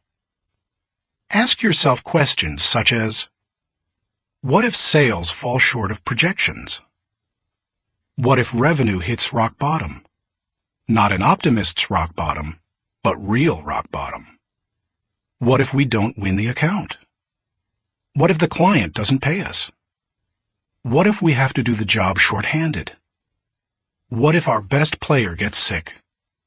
What if all the colleges reject my application? What if the market goes belly up? What if the volunteers quit? What if nobody shows up? You get the idea. The point is that you need to think about worst-case possibilities, whether you are running a business, leading a department, pastoring a church, coaching a team, or planning your personal finances. Your goal isn't to be negative or to expect the worst, just to be ready for it in case it happens. That way, you give yourself the best chance for a positive result, no matter what. If you picture the worst case and examine it honestly, then you really have experienced a reality check. You're ready for anything. As you do that, take the advice of Charles Hole, who advised, "Deliberate with caution, but act with decision, and yield with graciousness, or oppose with firmness." 5. Align your thinking with your resources. One of the keys to maximizing realistic thinking is aligning your resources with your objectives. Looking at pros and cons and examining worst-case scenarios will make you aware of any gaps between what you desire and what really is. Once you know what those gaps are, you can use your resources to fill them. After all, that's what resources are for. Super Bowl, Superdome, Super Security. Our country received lessons in realistic thinking following the tragedy of September 11, 2001. The destruction of the World Trade Center buildings in New York City far surpassed any worst-case scenarios that anyone might have envisioned. In the wake of that event, we now find that we don't have the luxury of avoiding or neglecting realistic thinking. I was reminded of that on Sunday, February 3, 2002, when I attended the Super Bowl in New Orleans, Louisiana. I had been to the big game twice before to root for the home team, first San Diego and later Atlanta, and had seen both teams lose. But I had never been to a game like this. The occasion had been designated a national security special event. That meant that the U.S. Secret Service would be overseeing it. Military personnel would work with local law enforcement, and security would be of the highest caliber. The Secret Service brought in several hundred agents and secured the area. In preparation for the game, access to the Superdome was highly restricted, with intensified screening. Officials blocked off roads, closed the nearby interstate, and designated the area a no-fly zone. We arrived early at the Dome. Officials suggested fans arrive up to 5 hours ahead of game time, and we immediately saw evidence of the precautionary measures. 8-foot fences surrounded the whole area, and concrete barriers prevented unauthorized vehicles from getting close to the building. We could see sharpshooters positioned at various locations, including on the roof of some adjacent buildings. When we reached a gate, police officers and security personnel patted us down and examined everyone's belongings. After that, they directed us to go through metal detectors. Only then did they allow us into the stadium. That's all well and good, you may be saying. But what would have happened had there been a terrorist attack? The Secret Service had that covered too, because they had prepared for the worst-case scenario. Evacuation plans had been put into place, and personnel at the Superdome had been drilled to make sure everyone knew what to do in case of an emergency. New Orleans Mayor Mark Morial said the day before the Super Bowl, "We want to send a message to all visitors that New Orleans is going to be the safest place in America." We got the message. We didn't feel the least bit worried. That's what happens when leaders recognize the importance of realistic thinking. Thinking question. Am I building a solid mental foundation on facts so that I can think with certainty? Chapter 5. Utilize strategic thinking. Most people spend more time planning their summer vacation than planning their lives. Source unknown. When you hear the words strategic thinking, what comes to mind? Do visions of business plans dance in your head? Do you conjure up marketing plans, the kind that can turn a company around? Perhaps you contemplate global politics, or you recall some of history's greatest military campaigns. Hannibal crossing the Alps to surprise the Roman army, Charlemagne's conquest of Western Europe, or the Allies' D-Day invasion of Normandy. Perhaps, but strategy doesn't have to be restricted to military action, or even to business. Strategic thinking can make a positive impact on any area of life. Plan your life, live your plan. I've observed that most people try to plan their lives one day at a time. They wake up, make up their to-do list, and dive into action. Although some people aren't even that strategic. Fewer individuals plan their lives 1 week at a time. They review their calendar for the week, check their appointments, review their goals, and then get to work.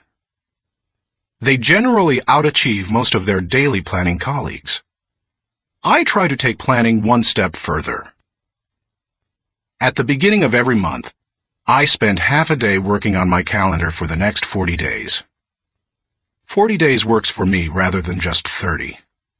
That way, I get a jump on the next month and don't get surprised. I begin by reviewing my travel schedule and planning activities with my family. Then I review what projects, lessons, and other objectives I want to accomplish during those 5 to 6 weeks.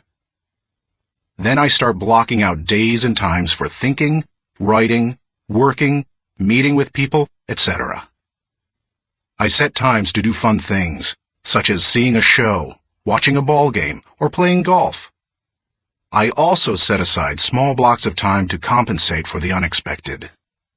By the time I'm done, I can tell you nearly everything I'll be doing almost hour by hour during the coming weeks. This strategy is one of the reasons I have been able to accomplish much. Why you should release the power of strategic thinking. Strategic thinking helps me to plan, to become more efficient, to maximize my strengths, and to find the most direct path toward achieving any objective. The benefits of strategic thinking are numerous. Here are a few of the reasons you should adopt it as one of your thinking tools. 1.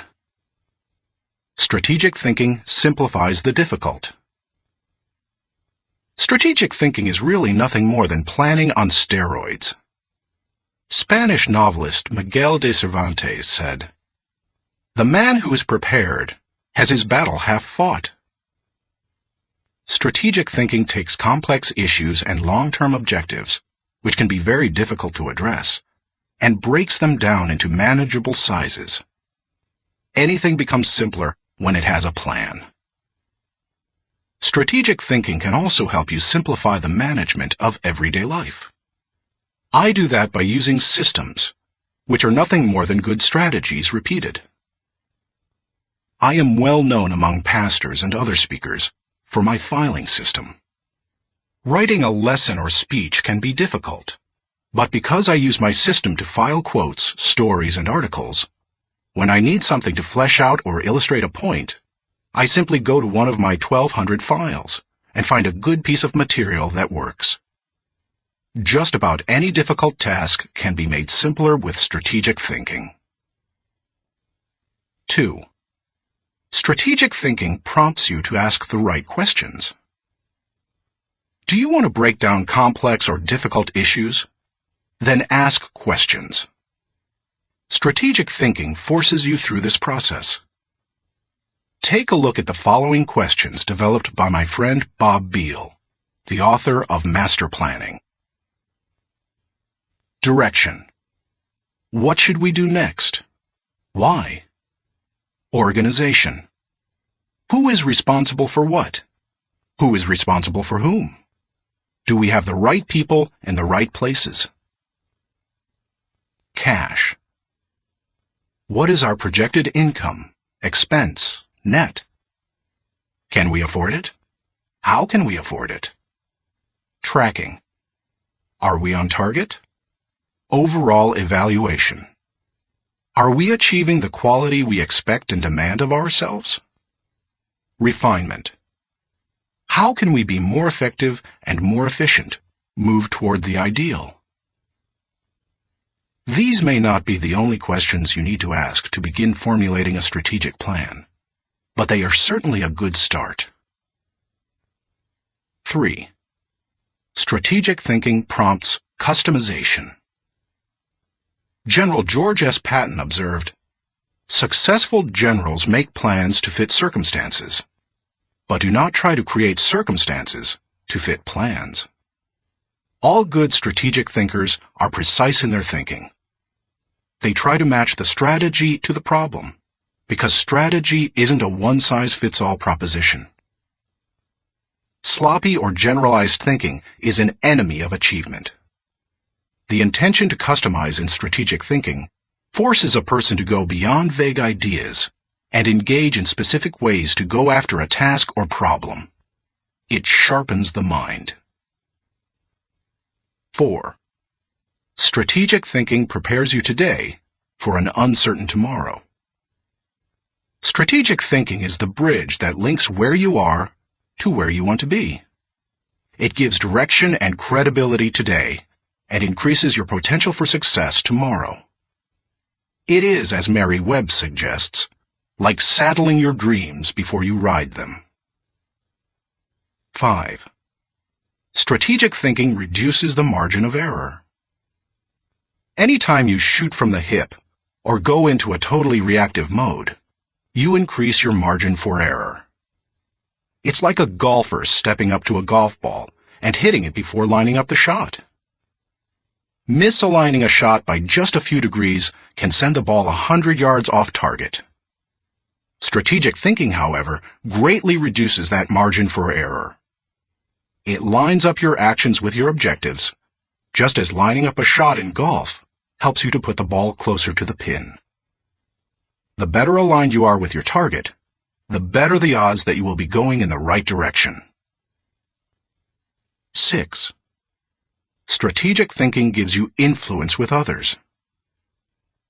One executive confided in another, "Our company has a short-range plan and a long-range plan. Our short-range plan is to stay afloat long enough to make it to our long-range plan." That's hardly a strategy, yet that's the position where some business leaders put themselves.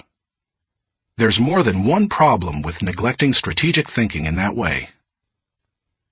Not only does it fail to build the business, but it also loses the respect of everyone involved with the business.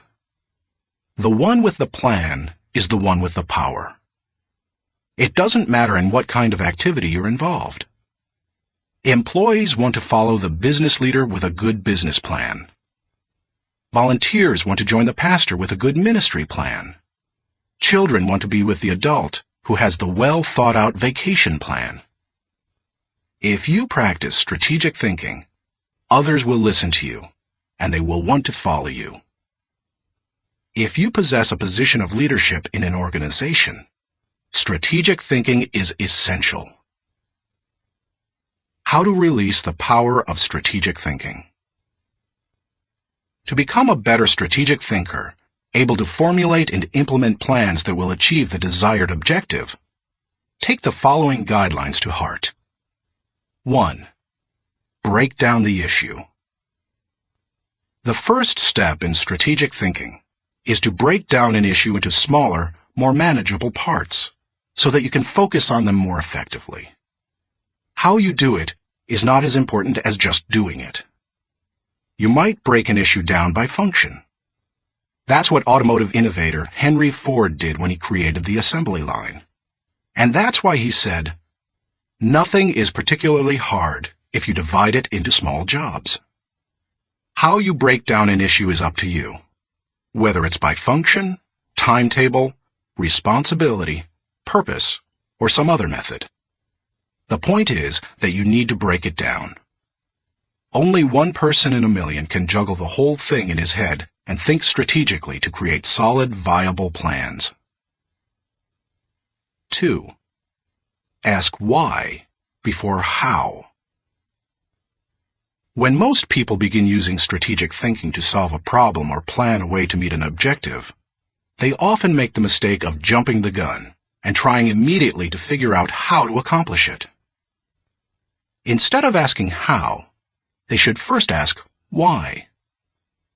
If you jump right into problem-solving mode, how are you going to know all the issues?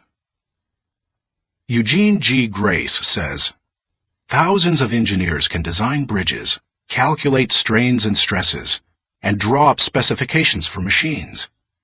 But the great engineer is the man who can tell whether the bridge or the machine should be built at all, where it should be built, and when." Asking why helps you to think about all the reasons for decisions. It helps you to open your mind to possibilities and opportunities. The size of an opportunity often determines the level of resources and effort that you must invest. Big opportunities allow for big decisions. If you jump to how too quickly, you might miss that. 3. Identify the real issues and objectives. William Feather, author of The Business of Life, said, "Before it can be solved, a problem must be clearly defined. Too many people rush to solutions, and as a result, they end up solving the wrong problem. To avoid that, ask probing questions to expose the real issues. Challenge all of your assumptions. Collect information even after you think you've identified the issue. You may still have to act with incomplete data, but you don't want to jump to a conclusion before you gather enough information to begin identifying the real issue. Begin by asking, what else could be the real issue? You should also remove any personal agenda. More than almost anything else, that can cloud your judgment. Discovering your real situation and objectives is a major part of the battle. Once the real issues are identified, the solutions are often simple. 4. Review your resources. I already mentioned how important it is to be aware of your resources, but it bears repeating. A strategy that doesn't take into account resources is doomed to failure. Take an inventory. How much time do you have? How much money? What kinds of materials, supplies, or inventory do you have? What are your other assets? What liabilities or obligations will come into play?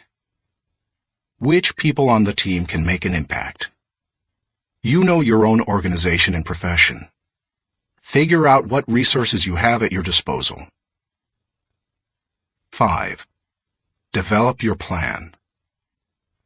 How you approach the planning process depends greatly on your profession and the size of the challenge that you're planning to tackle, so it's difficult to recommend many specifics.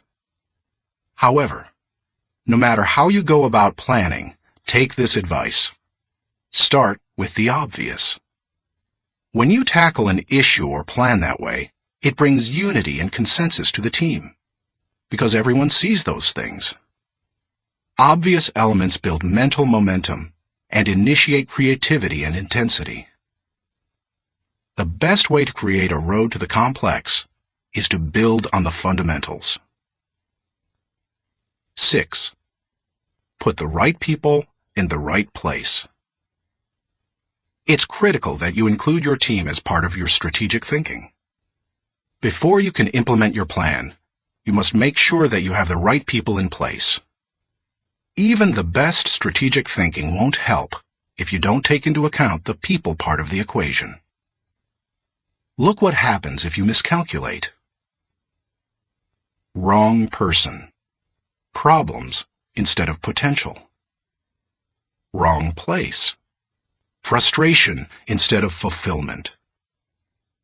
Wrong plan. Grief instead of growth.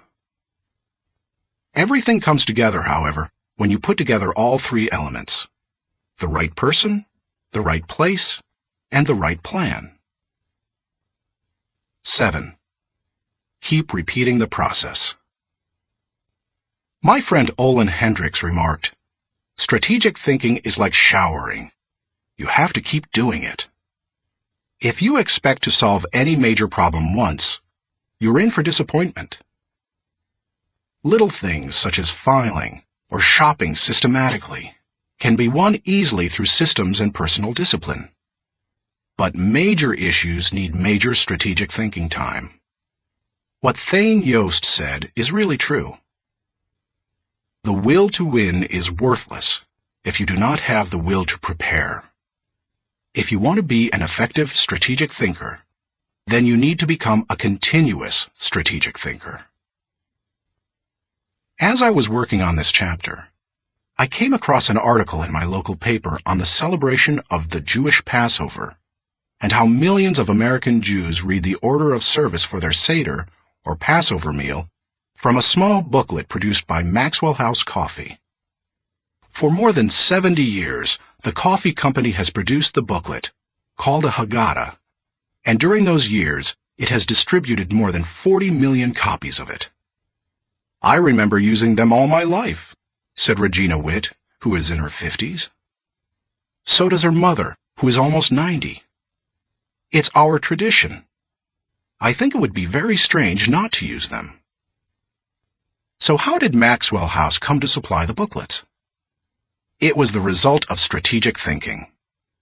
80 years ago, marketing man Joseph Jacobs advised that the company could sell coffee during Passover if the product were certified kosher by a rabbi. Since 1923, Maxwell House Coffee has been certified kosher for Passover. And then Jacobs suggested that if they gave away the Haggadah booklets, they could increase sales. They've been creating the booklets and selling coffee during Passover ever since. That's what can happen when you unleash the power of strategic thinking. Thinking question. Am I implementing strategic plans that give me direction for today and increase my potential for tomorrow? Chapter 6. Explore possibility thinking. Nothing is so embarrassing as watching someone do something that you said could not be done. Sam Ewing. People who embrace possibility thinking are capable of accomplishing tasks that seem impossible because they believe in solutions. Here are several reasons why you should become a possibility thinker. 1. Possibility thinking increases your possibilities. When you believe you can do something difficult, and you succeed, many doors open for you. When George Lucas succeeded in making Star Wars, despite those who said the special effects he wanted hadn't ever been done, and couldn't be done, many other possibilities opened up to him. Industrial Light and Magic, the company he created to produce those impossible special effects, became a source of revenue to help underwrite his other projects. He was able to produce merchandising tie-ins to his movies, thus bringing in another revenue stream to fund his movie making. But his confidence in doing the difficult has also made a huge impact on other movie makers and a whole new generation of moviegoers. Popular culture writer Chris Salewicz asserts, at first, directly through his own work, and then via the unparalleled influence of ILM, Industrial Light and Magic, George Lucas has dictated for 2 decades the essential broad notion of what is cinema. If you open yourself up to possibility thinking, you open yourself up to many other possibilities. 2. Possibility thinking draws opportunities and people to you.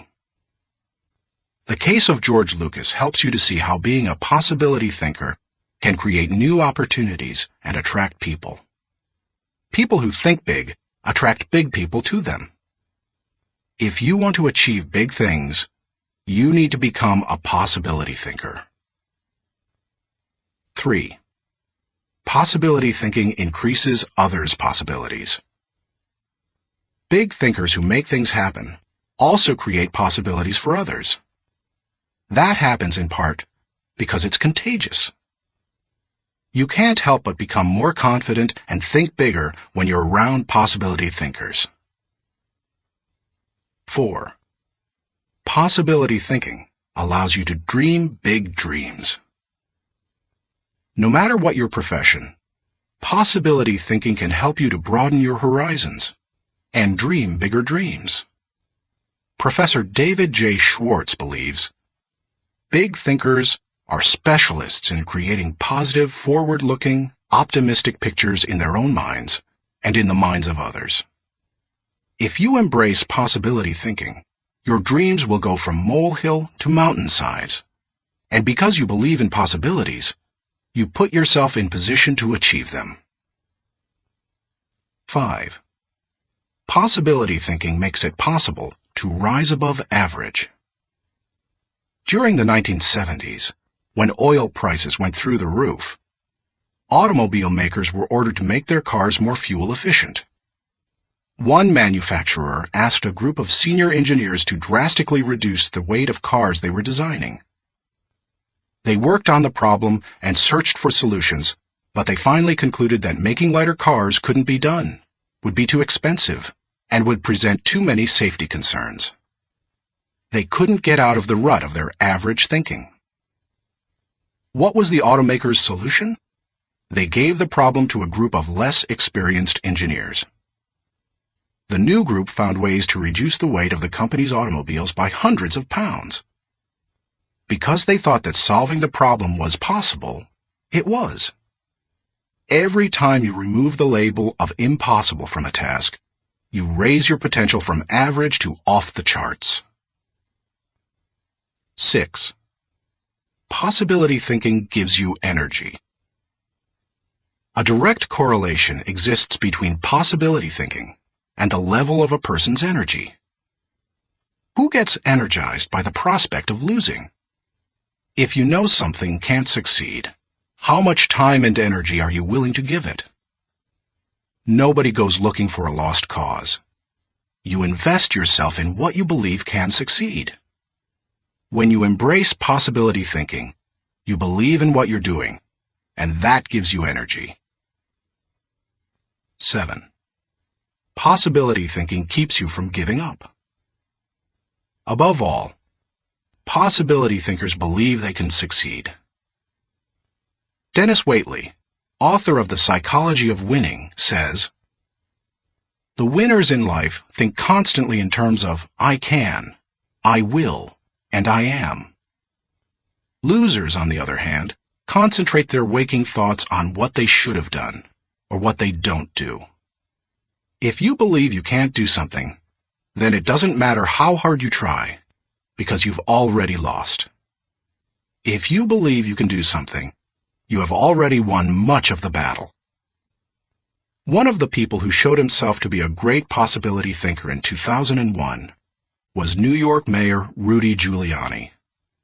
In the hours following the World Trade Center tragedy, Giuliani not only led the city through the chaos of the disaster, but he instilled confidence in everyone he touched. Afterward, he gave some insight and perspective on his experience. "I was so proud of the people I saw on the street. No chaos, but they were frightened and confused. And it seemed to me that they needed to hear from my heart where I thought we were going. I was trying to think, where can I go for some comparison to this? Some lessons about how to handle it. So I started thinking about Churchill. Started thinking that we're going to have to rebuild the spirit of the city. And what better example than Churchill and the people of London during the Blitz in 1940, who had to keep up their spirit during this sustained bombing. It was a comforting thought." 16 hours after the plane struck the buildings in New York City, when Giuliani finally returned at 2:30 a.m. to his apartment for a rest, instead of sleeping, he read the World War II chapters of Churchill, a Biography, by Roy Jenkins. He learned how Winston Churchill helped his people to see the possibilities and kept his people going. Inspired, Giuliani did the same for his own people 6 decades later. How to feel the energy of possibility thinking. If you are a naturally positive person who already embraces possibility thinking, then you're already tracking with me. However, some people, rather than being optimistic, are naturally negative or cynical. They believe that possibility thinkers are naive or foolish. If your thinking runs toward pessimism, let me ask you a question. How many highly successful people do you know who are continually negative? How many impossibility thinkers are you acquainted with who achieve big things? None. People with an "it can't be done" mindset have two choices. They can expect the worst and continually experience it, or they can change their thinking. That's what George Lucas did. Believe it or not, even though he is a possibility thinker, he is not a naturally positive person. He says, "I'm very cynical, and as a result, I think the defense I have against it is to be optimistic." In other words, he chooses to think positively. He sums it up this way. As corny as it sounds, the power of positive thinking goes a long way. So determination and positive thinking combined with talent, combined with knowing your craft, that may sound like a naive point of view, but at the same time, it's worked for me, and it's worked for all my friends. So I have come to believe it. If you want possibility thinking to work for you, then begin by following these suggestions. 1. Stop focusing on the impossibilities. The first step in becoming a possibility thinker is to stop yourself from searching for and dwelling on what's wrong with any given situation. Sports psychologist Bob Rotella recounts, "I tell people, if you don't want to get into positive thinking, that's okay. Just eliminate all the negative thoughts from your mind, and whatever's left will be fine." If possibility thinking is new to you, you're going to have to give yourself a lot of coaching to eliminate some of the negative self-talk you may hear in your head. When you automatically start listing all the things that can go wrong, or all the reasons something can't be done, stop yourself and say, "Don't go there." Then ask, "What's right about this?" That will help to get you started. And if negativity is a really big problem for you, and pessimistic things come out of your mouth before you've even thought them through, you may need to enlist the aid of a friend or family member to alert you every time you utter negative ideas. 2. Stay away from the experts. So-called experts do more to shoot down people's dreams than just about anybody else. Possibility thinkers are very reluctant to dismiss anything as impossible. Rocket pioneer Wernher von Braun said, "I have learned to use the word impossible with the greatest of caution." And Napoleon Bonaparte declared, "The word impossible is not in my dictionary." If you feel you must take the advice of an expert, however, then heed the words of John Andrew Holmes, who asserted, "Never tell a young person that something cannot be done." God may have been waiting centuries for somebody ignorant enough of the impossible to do that thing. If you want to achieve something, give yourself permission to believe it is possible, no matter what experts might say. 3. Look for possibilities in every situation. Becoming a possibility thinker is more than just refusing to let yourself be negative. It's something more. It's looking for positive possibilities despite the circumstances. I recently heard Don Soderquist, former president of Walmart, tell a wonderful story that illustrates how a person can find positive possibilities in any situation. Soderquist had gone with Sam Walton to Huntsville, Alabama, to open several new stores. While there, Walton suggested they visit the competition. Here's what Soderquist said happened. "We went into one store, and I have to tell you that it was the worst store I have ever seen in my life. It was terrible. There were no customers, There was no help on the floor. The aisles were cluttered with merchandise, empty shelves, dirty. It was absolutely terrible. He, Walton, walked one way, and I'd walked the other way, and we'd kind of meet out on the sidewalk. He said, "What'd you think, Don?" I said, "Sam, that is the absolutely worst store I've ever seen in my life. I mean, did you see the aisles?" He said, "Don, did you see the pantyhose rack?" I said, "No, I didn't, Sam. I must have gone on a different aisle than you. I didn't see that." He said, "That was the best pantyhose rack I've ever seen, Don."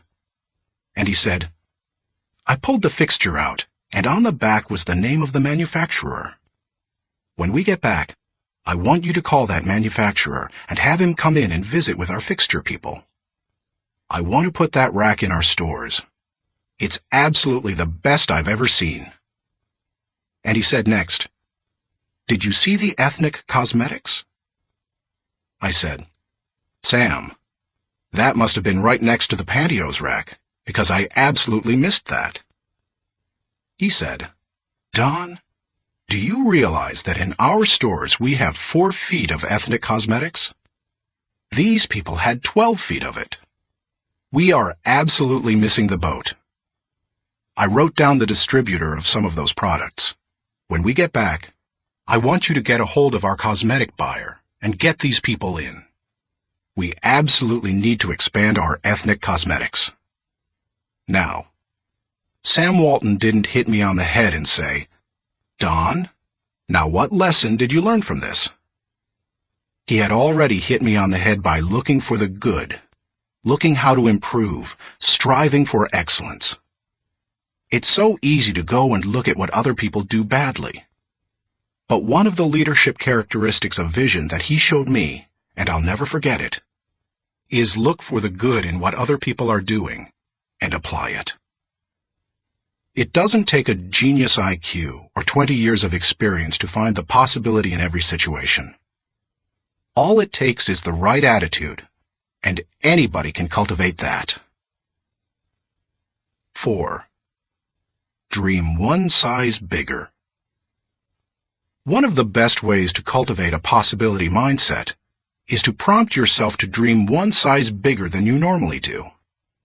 Let's face it, most people dream too small. They don't think big enough. Henry Curtis advises, "Make your plans as fantastic as you like, because 25 years from now, they will seem mediocre. Make your plans 10 times as great as you first planned, and 25 years from now, you will wonder why you did not make them 50 times as great." If you push yourself to dream more expansively, to imagine your organization one size bigger, to make your goals at least a step beyond what makes you comfortable, you will be forced to grow. And it will set you up to believe in greater possibilities. 5. Question the status quo. Most people want their lives to keep improving, yet they value peace and stability at the same time. People often forget that you can't improve and still stay the same. Growth means change. Change requires challenging the status quo. If you want greater possibilities, you can't settle for what you have now. When you become a possibility thinker, you will face many people who will want you to give up your dreams and embrace the status quo. Achievers refuse to accept the status quo. As you begin to explore greater possibilities for yourself, your organization, or your family, and others challenge you for it, take comfort in knowing that right now as you read this, other possibility thinkers across the country and around the world are thinking about curing cancer, developing new energy sources, feeding hungry people, and improving quality of life. They are challenging the status quo against the odds, and you should too. 6. Find inspiration from great achievers. You can learn a lot about possibility thinking by studying great achievers. I mentioned George Lucas in this chapter. Perhaps he doesn't appeal to you, or you don't like the movie industry. Personally, I'm not a big science fiction fan, but I admire Lucas as a thinker, creative visionary, and business person. Find some achievers you admire and study them. Look for people with the attitude of Robert F. Kennedy, who popularized George Bernard Shaw's stirring statement. Some men see things as they are and say, why? I dream of things that never were and say, why not? I know possibility thinking isn't in style with many people. So call it what you like. The will to succeed, belief in yourself, confidence in your ability, faith. It's really true. People who believe that they can't, don't. But if you believe you can, you can. That's the power of possibility thinking. Thinking question. Am I unleashing the enthusiasm of possibility thinking to find solutions for even seemingly impossible situations? Chapter 7. Learn from reflective thinking. To doubt everything, or to believe everything, are two equally convenient solutions. Both dispense with the necessity of reflection. Jules-Henri Poincaré. The pace of our society does not encourage reflective thinking. Most people would rather act than think. Now, don't get me wrong. I'm a person of action. I have very high energy, and I like to see things accomplished. But I'm also a reflective thinker. Reflective thinking is like the crock pot of the mind. It encourages your thoughts to simmer until they're done. As I go through this process, my goal is to reflect so that I might learn from my successes and mistakes, discover what I should try to repeat, and determine what I should change. It is always a valuable exercise. By mentally visiting past situations, you can think with greater understanding. 1. Reflective thinking gives you true perspective. When our children were young and still lived at home, we used to take them on wonderful vacations every year. When we got home, they always knew that I was going to ask them two questions. What did you like best, and what did you learn? It didn't matter whether we went to Walt Disney World or Washington, D.C. I always asked those questions. Why? Because I wanted them to reflect on their experiences. Children don't naturally grasp the value or cost of an experience unless prompted. They take things for granted. I wanted my children to appreciate our trips and to learn from them. When you reflect, you are able to put an experience into perspective. You are able to evaluate its timing, and you are able to gain a new appreciation for things that before went unnoticed. Most people are able to recognize the sacrifices of their parents or other people only when they become parents themselves. That's the kind of perspective that comes with reflection. 2. Reflective thinking gives emotional integrity to your thought life. Few people have good perspective in the heat of an emotional moment. Most individuals who enjoy the thrill of an experience try to go back and recapture it without first trying to evaluate it. It's one of the reasons our culture produces so many thrill seekers. Likewise, those who survive a traumatic experience usually avoid similar situations at all costs, which sometimes ties them into emotional knots. Reflective thinking enables you to distance yourself from the intense emotions of particularly good or bad experiences and see them with fresh eyes. You can see the thrills of the past in the light of emotional maturity and examine tragedies in the light of truth and logic. That process can help a person to stop carrying around a bunch of negative emotional baggage. President George Washington observed, "We ought not to look back unless it is to derive useful lessons from past errors, and for the purpose of profiting by dearly bought experience. Any feeling that can stand up to the light of truth and can be sustained over time has emotional integrity and is therefore worthy of your mind and heart." 3. Reflective thinking increases your confidence in decision-making. Have you ever made a snap judgment and later wondered if you did the right thing? Everybody has. Reflective thinking can help to diffuse that doubt. It also gives you confidence for the next decision. Once you've reflected on an issue, you don't have to repeat every step of the thinking process when you're faced with it again. You've got mental road markers from having been there before. That compresses and speeds up thinking time, and it gives you confidence. And over time, it can also strengthen your intuition. 4. Reflective thinking clarifies the big picture. When you engage in reflective thinking, you can put ideas and experiences into a more accurate context. Reflective thinking encourages us to go back and spend time pondering what we have done and what we have seen. If a person who loses his job reflects on what happened, he may see a pattern of events that led to his dismissal. He will better understand what happened, why it happened, and what things were his responsibility. If he also looks at the incidents that occurred afterward, he may realize that in the larger scheme of things, he's better off in his new position because it better fits his skills and desires. Without reflection, it can be very difficult to see that big picture. 5. Reflective thinking takes a good experience and makes it a valuable experience. When you were just starting out in your career, did it seem that few people were willing to give someone without experience an opportunity? At the same time, could you see people who had been on their jobs 20 years, who yet did their work poorly? If so, that probably frustrated you.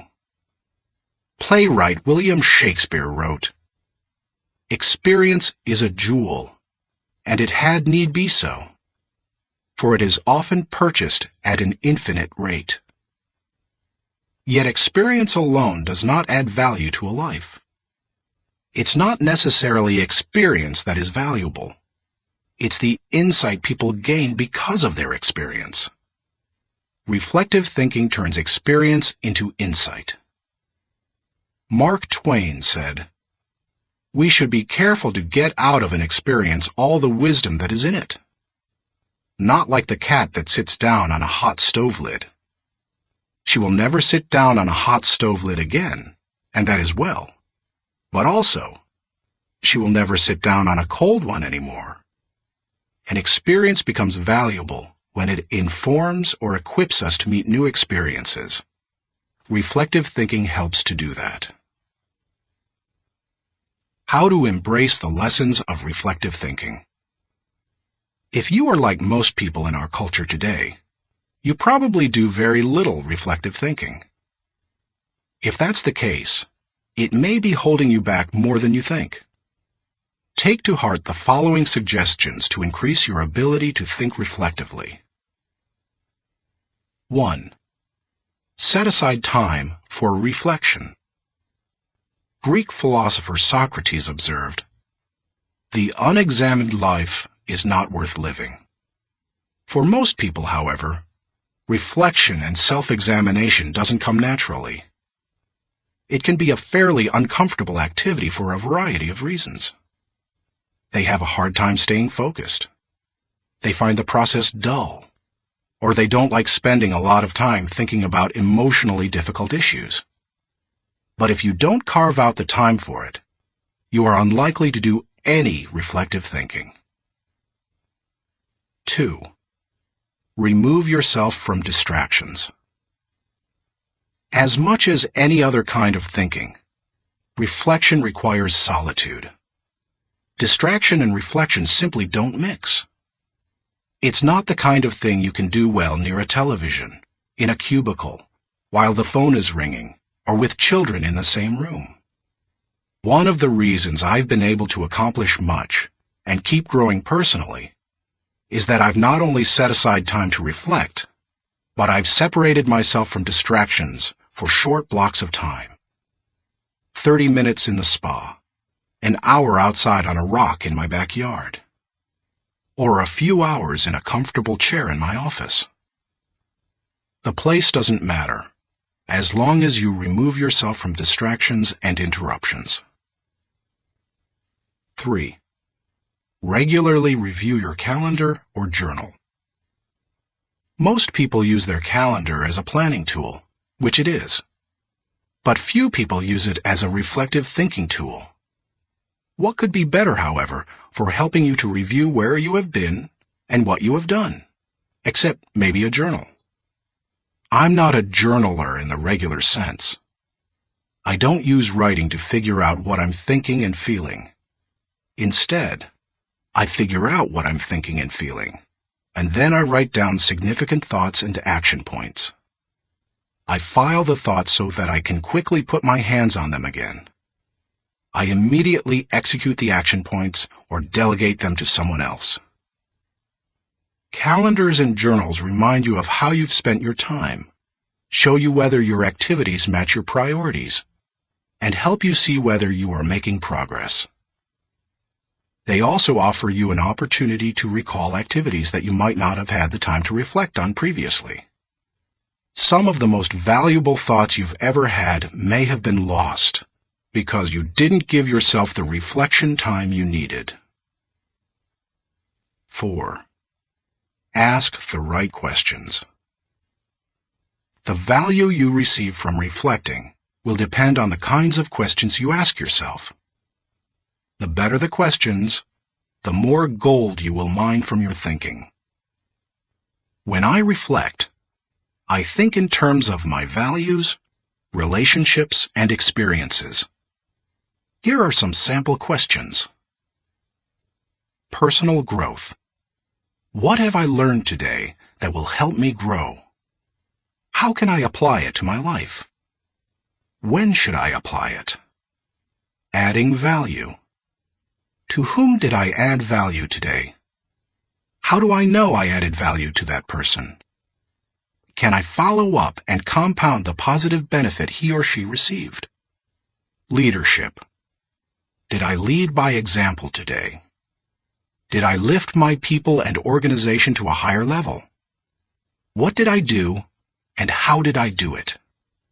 Personal faith. Did I represent God well today? Did I practice the golden rule?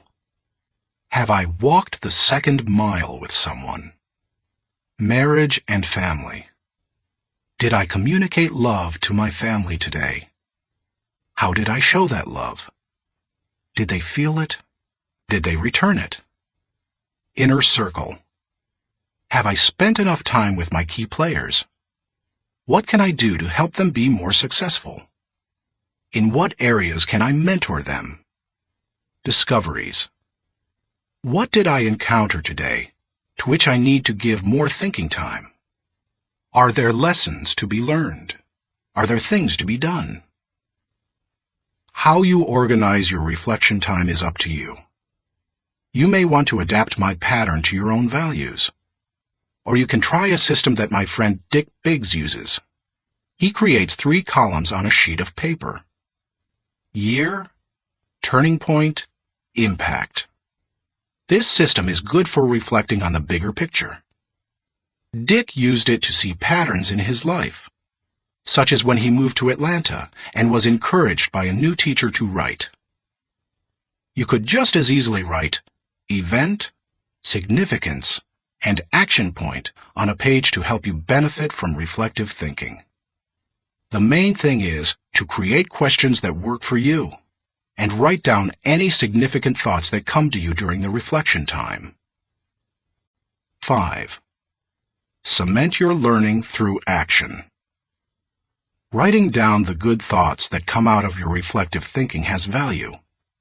But nothing helps you to grow like putting your thoughts into action. To do that, you must be intentional. When you read a good book, for example, there are always good thoughts, quotes, or lessons that you can take away from it and use yourself. I always mark the takeaways in a book and then reread them when I'm done with the book. When I listen to a message, I record the takeaways so that I can file them for future use. When I go to a seminar, I take good notes, and I use a system of symbols to cue me to do certain things. An arrow pointing to the right means to look at this material again. An asterisk next to the marked section means to file it according to the subject noted. An open bracket means that I want to use what's marked in a lecture or book. An arrow pointing up means this idea will take off if I work at it. When most people go to a conference or seminar, they enjoy the experience, listen to the speakers, and sometimes even take notes. But nothing happens after they go home. They like many of the concepts they hear, but when they close their notebooks, they don't think about them again. When that happens, they receive little more than a temporary surge of motivation.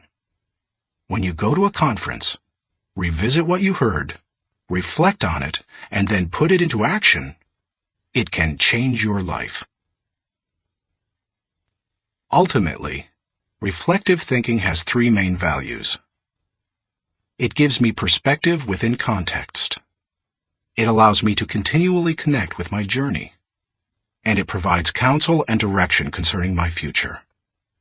It is an invaluable tool to my personal growth. Few things in life can help me learn and improve the way reflective thinking can. Thinking question. Am I regularly revisiting the past to gain a true perspective and think with understanding? Chapter 8. Question popular thinking. I'm not an answering machine. I'm a questioning machine. If we have all the answers, how come we're in such a mess? Douglas Cardinal. Economist John Maynard Keynes, whose ideas profoundly influenced economic theory and practices in the 20th century, asserted, "The difficulty lies not so much in developing new ideas as in escaping from the old ones." Going against popular thinking can be difficult, whether you're a business person bucking company tradition, a pastor introducing new types of music to his church, a new mother rejecting old wives' tales handed down from her parents, or a teenager ignoring currently popular styles. Many of the ideas in this book go against popular thinking. If you value popularity over good thinking, then you will severely limit your potential to learn the types of thinking encouraged by this book. Popular thinking is too average to understand the value of good thinking, too inflexible to realize the impact of changed thinking, too lazy to master the process of intentional thinking, too small to see the wisdom of big-picture thinking, too satisfied to unleash the potential of focused thinking, too traditional to discover the joy of creative thinking, too naive to recognize the importance of realistic thinking, too undisciplined to release the power of strategic thinking, too limiting to feel the energy of possibility thinking, too trendy to embrace the lessons of reflective thinking, too shallow to question the acceptance of popular thinking, too proud to encourage the participation of shared thinking, too self-absorbed to experience the satisfaction of unselfish thinking, and too uncommitted to enjoy the return of bottom-line thinking. If you want to become a good thinker, then start preparing yourself for the possibility of becoming unpopular. Why you should question the acceptance of popular thinking. I've given you some broad reasons for questioning the acceptance of popular thinking. Now, allow me to be more specific. 1. Popular thinking sometimes means not thinking. My friend Kevin Myers sums up the idea of popular thinking by saying, "The problem with popular thinking is that it doesn't require you to think at all. Good thinking is hard work. If it were easy, everybody would be a good thinker. Unfortunately, many people try to live life the easy way. They don't want to do the hard work of thinking or pay the price of success. It's easier to do what other people do and hope that they thought it out." Look at the stock market recommendations of some experts. By the time they publish their picks, most are following a trend, not creating one or even riding its crest. The people who are going to make money on the stocks they recommend have already done so by the time the general public hears about it. When people blindly follow a trend, they're not doing their own thinking. 2. Popular thinking offers false hope. Benno Muller-Hill, a professor in the University of Cologne Genetics Department, tells how one morning in high school he stood last in a line of 40 students in the schoolyard. His physics teacher had set up a telescope so that his students could view a planet and its moons. The first student stepped up to the telescope. He looked through it, but when the teacher asked if he could see anything, the boy said no. His nearsightedness hampered his view. The teacher showed him how to adjust the focus, and the boy finally said he could see the planet and moons. One by one, the students stepped up to the telescope and saw what they were supposed to see. Finally, the second-to-last student looked into the telescope and announced that he could not see anything. "You idiot," shouted the teacher. "You have to adjust the lenses." The student tried, but he finally said, "I still can't see anything. It is all black." The teacher, disgusted, looked through the telescope himself, and then looked up with a strange expression. The lens cap still covered the telescope. None of the students had been able to see anything. Many people look for safety and security in popular thinking. They figure that if a lot of people are doing something, then it must be right. It must be a good idea. If most people accept it, then it probably represents fairness, equality, compassion, and sensitivity, right? Not necessarily. Popular thinking said the Earth was the center of the universe. Yet Copernicus studied the stars and planets and proved mathematically that the Earth and the other planets in our solar system revolved around the sun. Popular thinking said surgery didn't require clean instruments. Yet Joseph Lister studied the high death rates in hospitals and introduced antiseptic practices that immediately saved lives. Popular thinking said that women shouldn't have the right to vote. Yet people like Emmeline Pankhurst and Susan B. Anthony fought for and won that right. Popular thinking put the Nazis into power in Germany. Yet Hitler's regime murdered millions and nearly destroyed Europe. We must always remember there is a huge difference between acceptance and intelligence. People may say that there's safety in numbers, but that's not always true. Sometimes it's painfully obvious that popular thinking isn't good and right. Other times, it's less evident. For example, consider the staggering number of people in the United States who have run up large amounts of debt on their credit cards. Anyone who is financially astute will tell you that's a bad idea.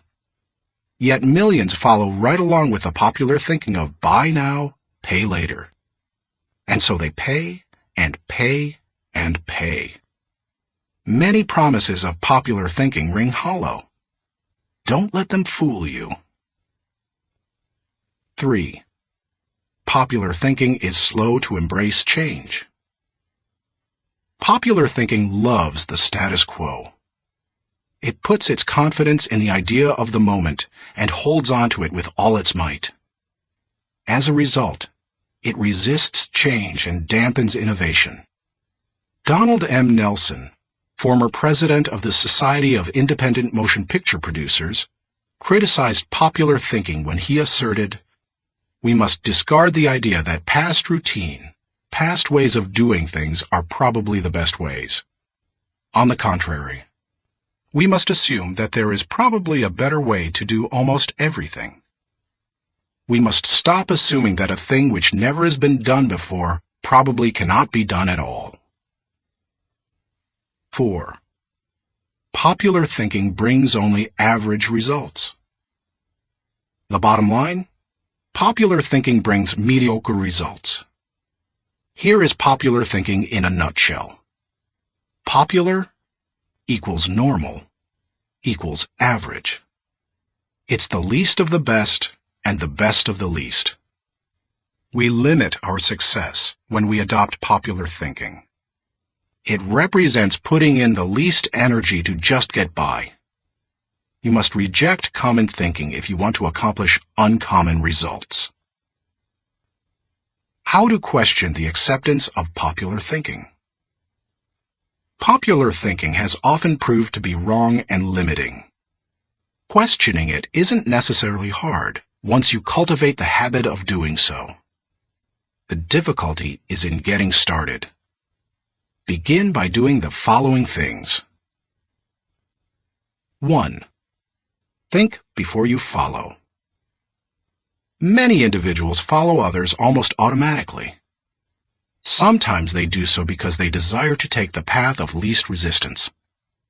Other times they fear rejection, or they believe there's wisdom in doing what everyone else does. But if you want to succeed, you need to think about what's best, not what's popular. Challenging popular thinking requires a willingness to be unpopular and go outside of the norm. Following the tragedy of September 11, 2001, for example, few people willingly chose to travel by plane. But that was the best time to travel. Crowds were down, security was up, and airlines were cutting prices. About a month after the tragedy, my wife Margaret and I heard that Broadway shows had lots of seats and many New York hotel rooms remained empty. Popular thinking said, "Stay away from New York." We used that as an opportunity. We got cheap plane tickets to the city, booked a room in a great hotel for about half price, and got tickets to the most sought-after show, The Producers. As we took our seats in the theater, we sat next to a woman beside herself with excitement.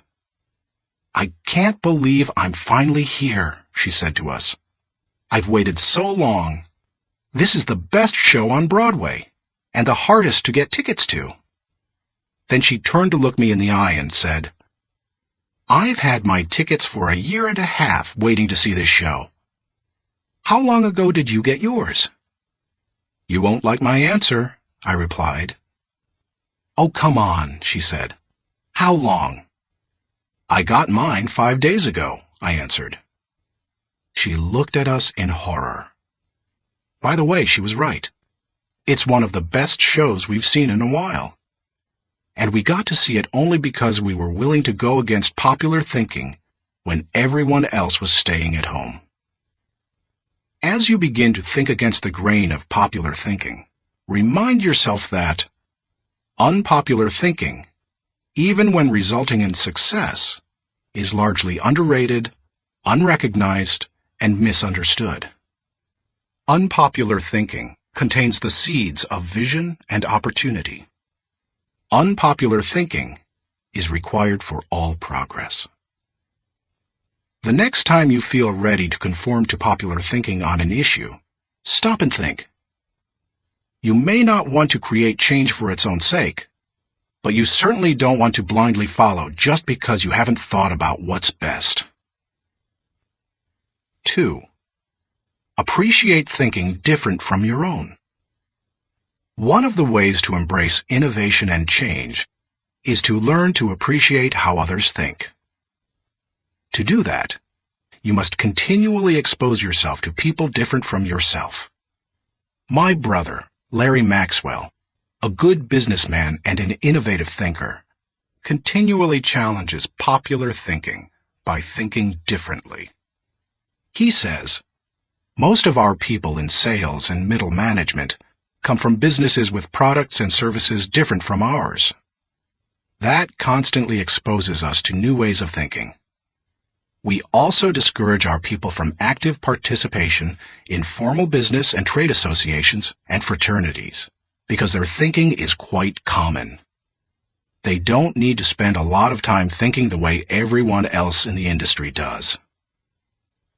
As you strive to challenge popular thinking, spend time with people with different backgrounds, education levels, professional experiences, personal interests, etc. You will think like the people with whom you spend the most time. If you spend time with people who think out of the box, you're more likely to challenge popular thinking and break new ground. 3. Continually question your own thinking. Let's face it, any time we find a way of thinking that works, one of our greatest temptations is to go back to it repeatedly, even if it no longer works well. The greatest enemy to tomorrow's success is sometimes today's success. My friend Andy Stanley recently taught a leadership lesson at Enjoy's Catalyst Conference called Challenging the Process. He described how progress must be preceded by change, and he pointed out many of the dynamics involved in questioning popular thinking. In an organization, he said, we should remember that every tradition was originally a good idea, and perhaps even revolutionary. But every tradition may not be a good idea for the future. In your organization, if you were involved in putting into place what currently exists, then it's likely that you will resist change, even change for the better. That's why it's important to challenge your own thinking. If you're too attached to your own thinking and how everything is done now, then nothing will change for the better. 4. Try new things in new ways. When was the last time you did something for the first time? Do you avoid taking risks or trying new things? One of the best ways to get out of the rut of your own thinking is to innovate. You can do that in little everyday ways. Drive to work a different way from normal. Order an unfamiliar dish at your favorite restaurant. Ask a different colleague to help you with a familiar project. Take yourself off of autopilot. Unpopular thinking asks questions and seeks options. In 1997, my 3 companies moved to Atlanta, Georgia. It's a great city, but traffic at peak times can get crazy. Immediately after moving here, I began looking for and testing alternative routes to desired destinations so that I would not be caught in traffic. From my house to the airport, for example, I have discovered and used 9 routes within 8 miles and 12 minutes from one another. Often, I am amazed to see people sitting on the freeway when they could be moving forward on an alternative route. What is the problem? Too many people have not tried new things in new ways. It is true. Most people are more satisfied with old problems than committed to finding new solutions. How you go about doing new things in new ways is not as important as making sure you do it. Besides, if you try to do new things in the same way that everyone else does, are you really going against popular thinking?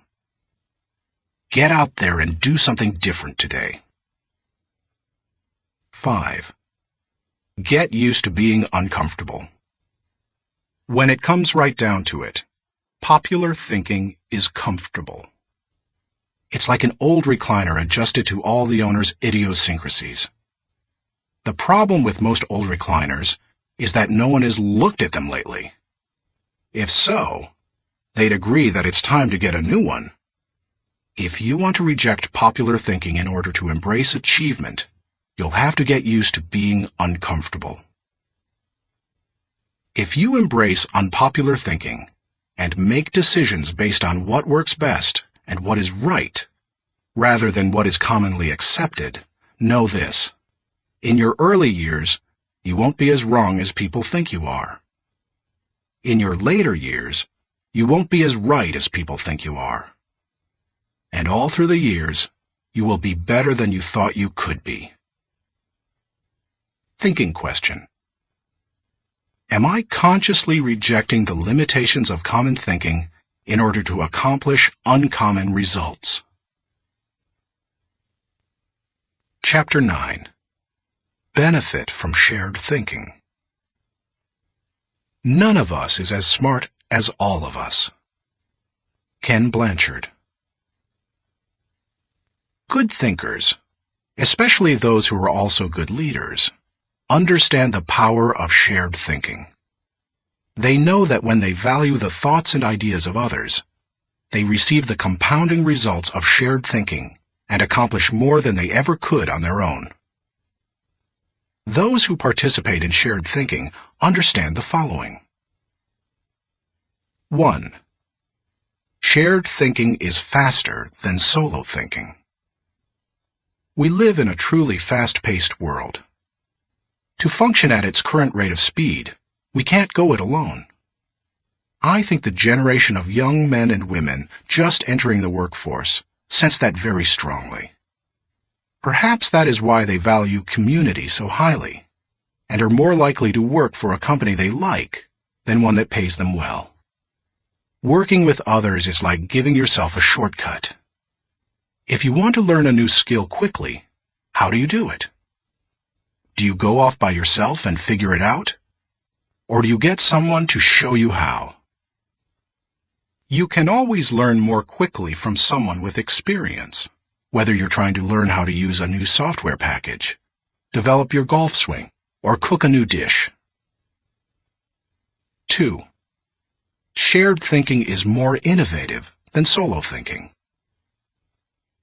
We tend to think of great thinkers and innovators as soloists. But the truth is that the greatest innovative thinking doesn't occur in a vacuum. Innovation results from collaboration. Albert Einstein once remarked, "Many times a day, I realize how much my own outer and inner life is built upon the labors of my fellow men, both living and dead, and how earnestly I must exert myself in order to give in return as much as I have received." Shared thinking leads to greater innovation. Whether you look at the work of researchers Marie and Pierre Curie, surrealists Luis Buñuel and Salvador Dali, or songwriters John Lennon and Paul McCartney. If you combine your thoughts with the thoughts of others, you will come up with thoughts you've never had.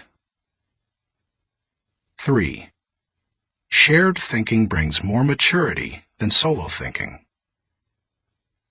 As much as we would like to think that we know it all, each of us is probably painfully aware of our blind spots and areas of inexperience. When I first started out as a pastor, I had dreams and energy, but little experience.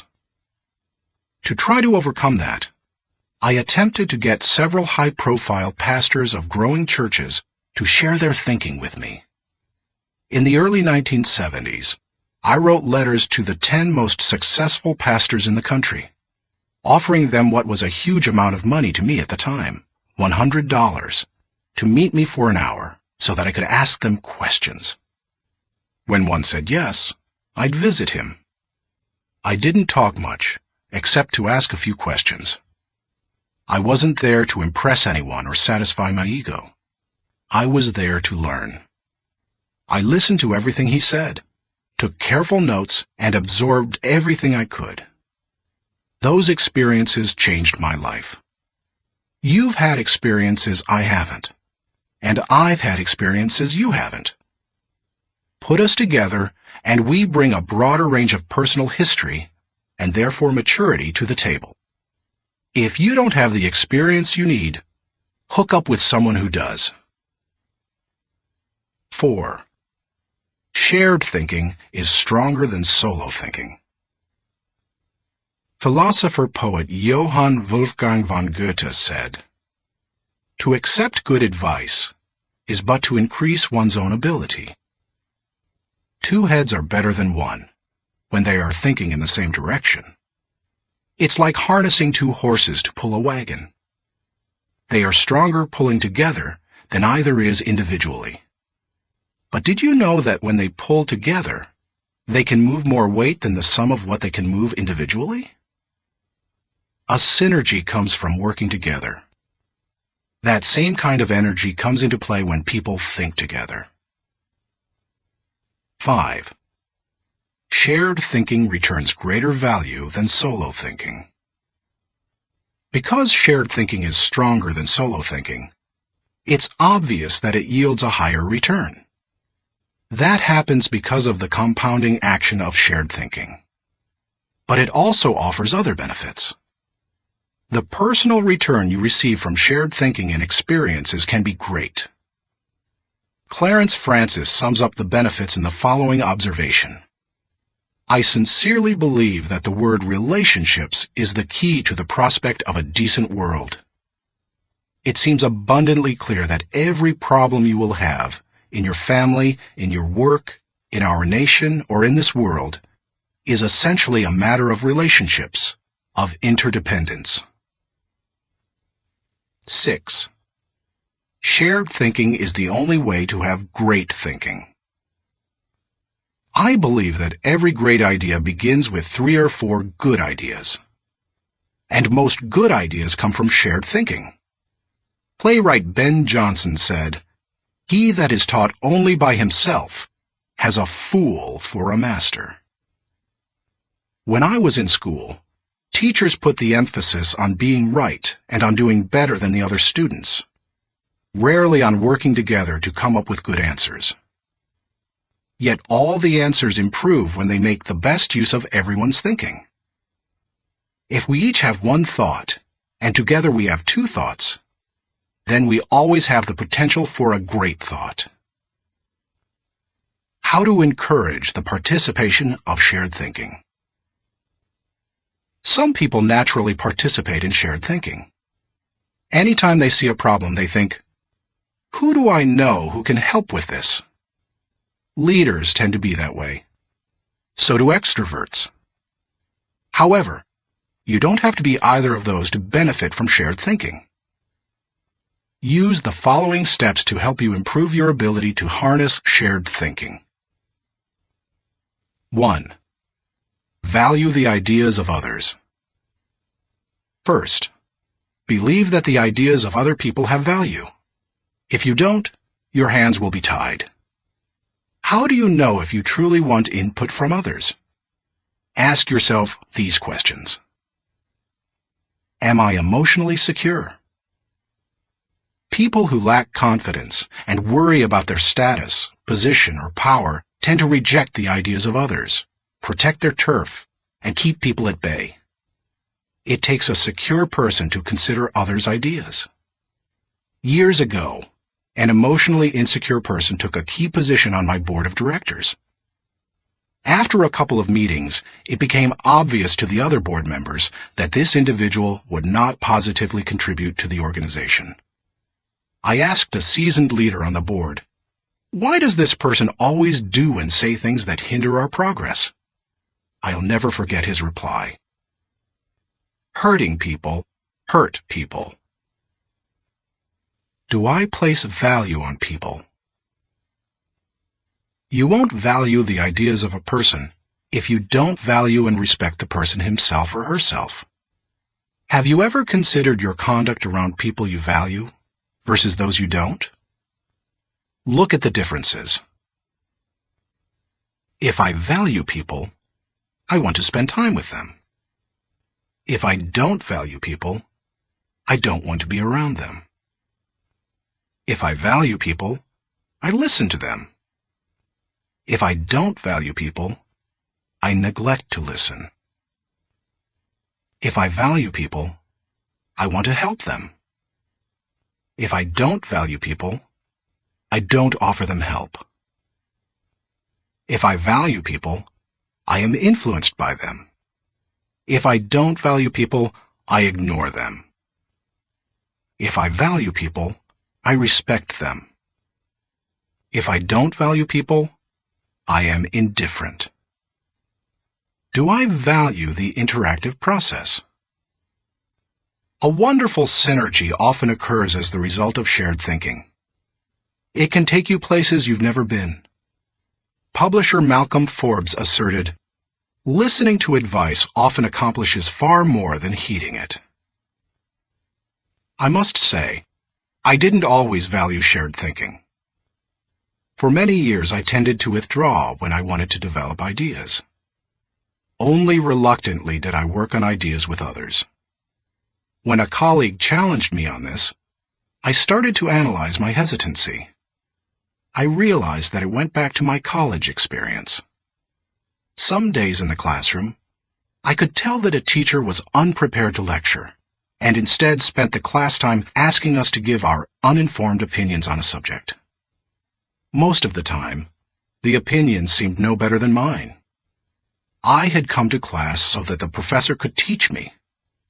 I realized that the process of shared ideas wasn't the problem. It was who was doing the talking. Shared thinking is only as good as the people doing the sharing. Since learning that lesson, I have embraced the interactive process, and now I believe it is one of my strengths. Still, I always think about whom I bring around the table for a shared thinking session. I'll tell you my guidelines for whom I invite later in this chapter. You must open yourself up to the idea of sharing ideas before you will engage in the process of shared thinking. 2. Move from competition to cooperation.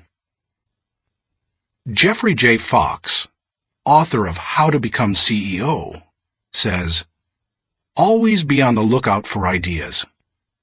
Be completely indiscriminate as to the source.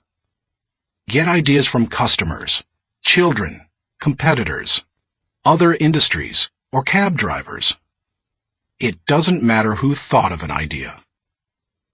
A person who values cooperation desires to complete the ideas of others, not compete with them. If someone asks you to share ideas, focus on helping the team, not getting ahead personally. And if you are the one who brings people together to share their thoughts, praise the idea more than the source of the idea. If the best idea always wins, rather than the person who offered it, then all will share their thoughts with greater enthusiasm. 3. Have an agenda when you meet. I enjoy spending time with certain people, whether we discuss ideas or not. My wife Margaret, my children, my grandchildren, my parents. Though we often do discuss ideas, it doesn't bother me if we don't. We are family. When I spend time with nearly anyone else in my life, however, I have an agenda. I know what I want to accomplish. The more I respect the wisdom of the person, the more I listen. For example, when I meet with someone I'm mentoring, I let the person ask the questions, but I expect to do most of the talking. When I meet with someone who mentors me, like Bill Bright, I mostly keep my mouth shut. In other relationships, the give and take is more even. But no matter with whom I meet, I have a reason for getting together, and I have an expectation for what I'll give to it and get from it. That's true whether it's for business or pleasure. 4. Get the right people around the table. To get anything of value out of shared thinking, you need to have people around the table who bring something to the table. As you prepare to ask people to participate in shared thinking, use the following criteria for the selection process. Choose people whose greatest desire is the success of the ideas. People who can add value to another's thoughts. People who can emotionally handle quick changes in the conversation. People who appreciate the strengths of others in areas where they are weak. People who understand their place of value at the table. People who place what is best for the team before themselves. People who can bring out the best thinking in the people around them. People who possess maturity, experience, and success in the issue under discussion. People who will take ownership and responsibility for decisions. People who will leave the table with a we attitude, not a me attitude. Too often we choose our brainstorming partners based on feelings of friendship or circumstances or convenience. But that doesn't help us to discover and create the ideas of the highest order. Who we invite to the table makes all the difference. 5. Compensate good thinkers and collaborators well. Successful organizations practice shared thinking. If you lead an organization, department, or team, then you can't afford to be without people who are good at shared thinking. As you recruit and hire, look for good thinkers who value others, have experience with the collaborative process, and are emotionally secure. Then, pay them well, and challenge them to use their thinking skills and share their ideas often. Nothing adds value like a lot of good thinkers putting their minds together. No matter what you're trying to accomplish, you can do it better with shared thinking. That is why I spend much of my life teaching leadership. Good leadership helps to put together the right people at the right time for the right purpose so that everybody wins. All it takes is the right people and a willingness to participate in shared thinking. Thinking question. Am I consistently including the heads of others to think over my head and achieve compounding results? Chapter 10. Practice unselfish thinking.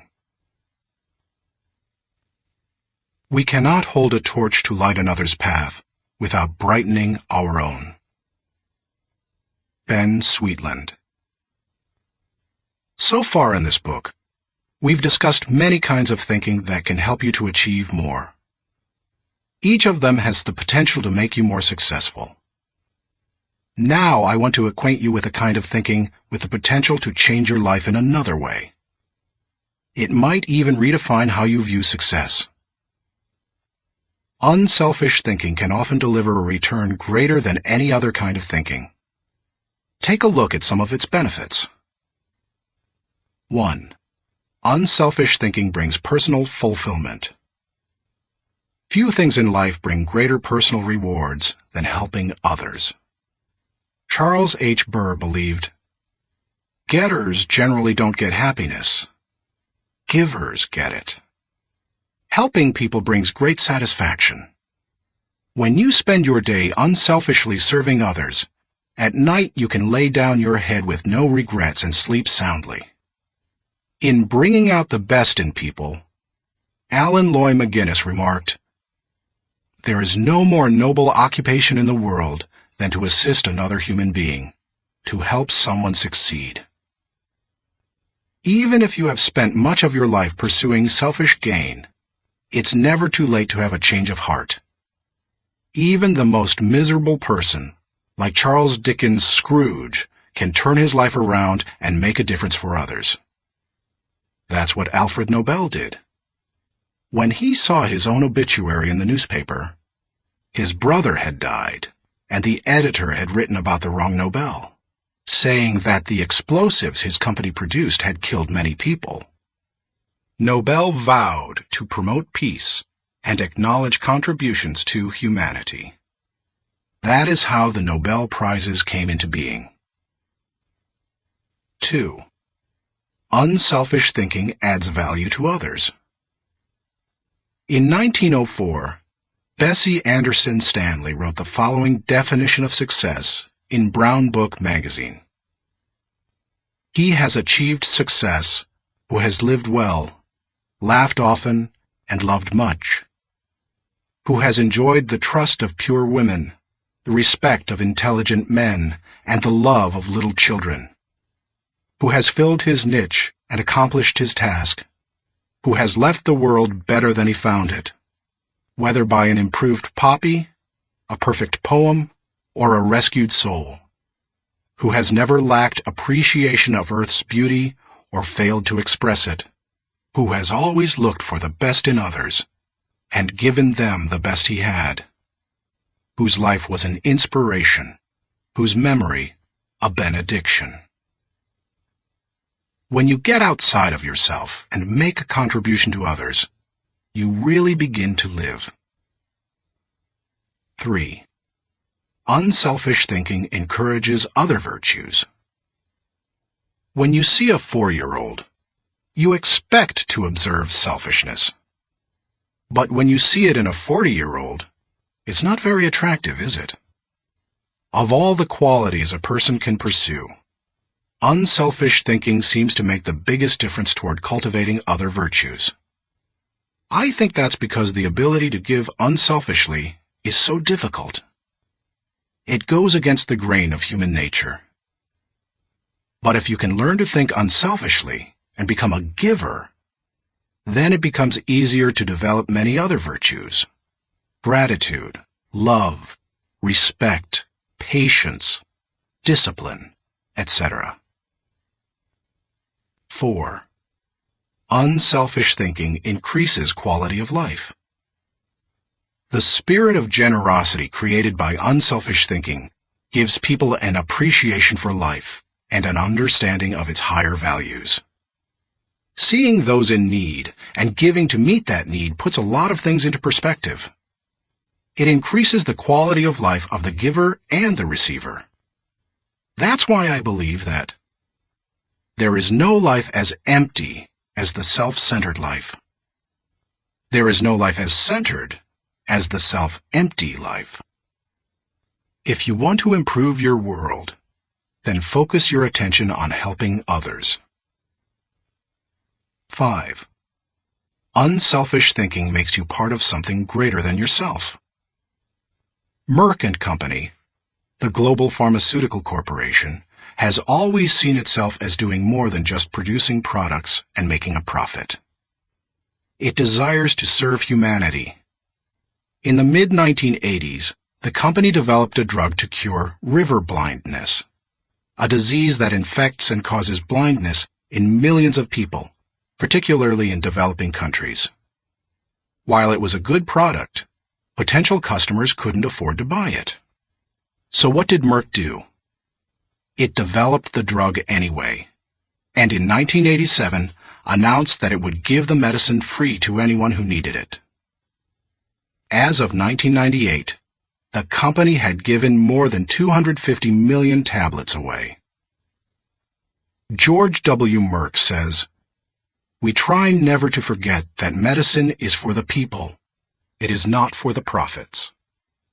The profits follow, and if we have remembered that, they have never failed to appear." The lesson to be learned? Simple. Instead of trying to be great, be part of something greater than yourself. 6. Unselfish thinking creates a legacy. Jack Balasek, President and Chief Operating Officer of True North Communications, says, "Learn, earn, return. These are the 3 phases of life. The first third should be devoted to education. The second third to building a career and making a living. And the last third to giving back to others, returning something in gratitude. Each state seems to be a preparation for the next one. If you are successful, it becomes possible for you to leave an inheritance for others. But if you desire to do more, to create a legacy, then you need to leave that in others. When you think unselfishly and invest in others, you gain the opportunity to create a legacy that will outlive you. How to experience the satisfaction of unselfish thinking. I think most people recognize the value of unselfish thinking, and most would even agree that it's an ability they would like to develop. Many people, however, are at a loss concerning how to change their thinking. To begin cultivating the ability to think unselfishly, I recommend that you do the following. 1. Put others first. The process begins with realizing that everything is not about you. That requires humility and a shift in focus. In The Power of Ethical Management, Ken Blanchard and Norman Vincent Peale wrote, "People with humility don't think less of themselves. They just think of themselves less." If you want to become less selfish in your thinking, then you need to stop thinking about your wants and begin focusing on others' needs. Paul the Apostle exhorted, "Do nothing out of selfish ambition or vain conceit, but in humility consider others better than yourselves." Each of you should look not only to your own interests, but also to the interests of others. Make a mental and emotional commitment to look out for the interests of others. 2. Expose yourself to situations where people have needs. It's one thing to believe you are willing to give unselfishly. It's another to actually do it. To make the transition, you need to put yourself in a position where you can see people's needs and do something about it. The kind of giving you do isn't important at first. You can serve at your church, make donations to a food bank, volunteer professional services, or give to a charitable organization. The point is to learn how to give and to cultivate the habit of thinking like a giver. 3. Give quietly or anonymously. Once you have learned to give of yourself, then the next step is to learn to give when you cannot receive anything in return. It's almost always easier to give when you receive recognition for it than it is when no one is likely to know about it. The people who give in order to receive a lot of fanfare, however, have already received any reward they will get. There are spiritual, mental, and emotional benefits that come only to those who give anonymously. If you've never done it before, try it. 4. Invest in people intentionally. The highest level of unselfish thinking comes when you give of yourself to another person for that person's personal development or well-being. If you're married or a parent, you know this from personal experience.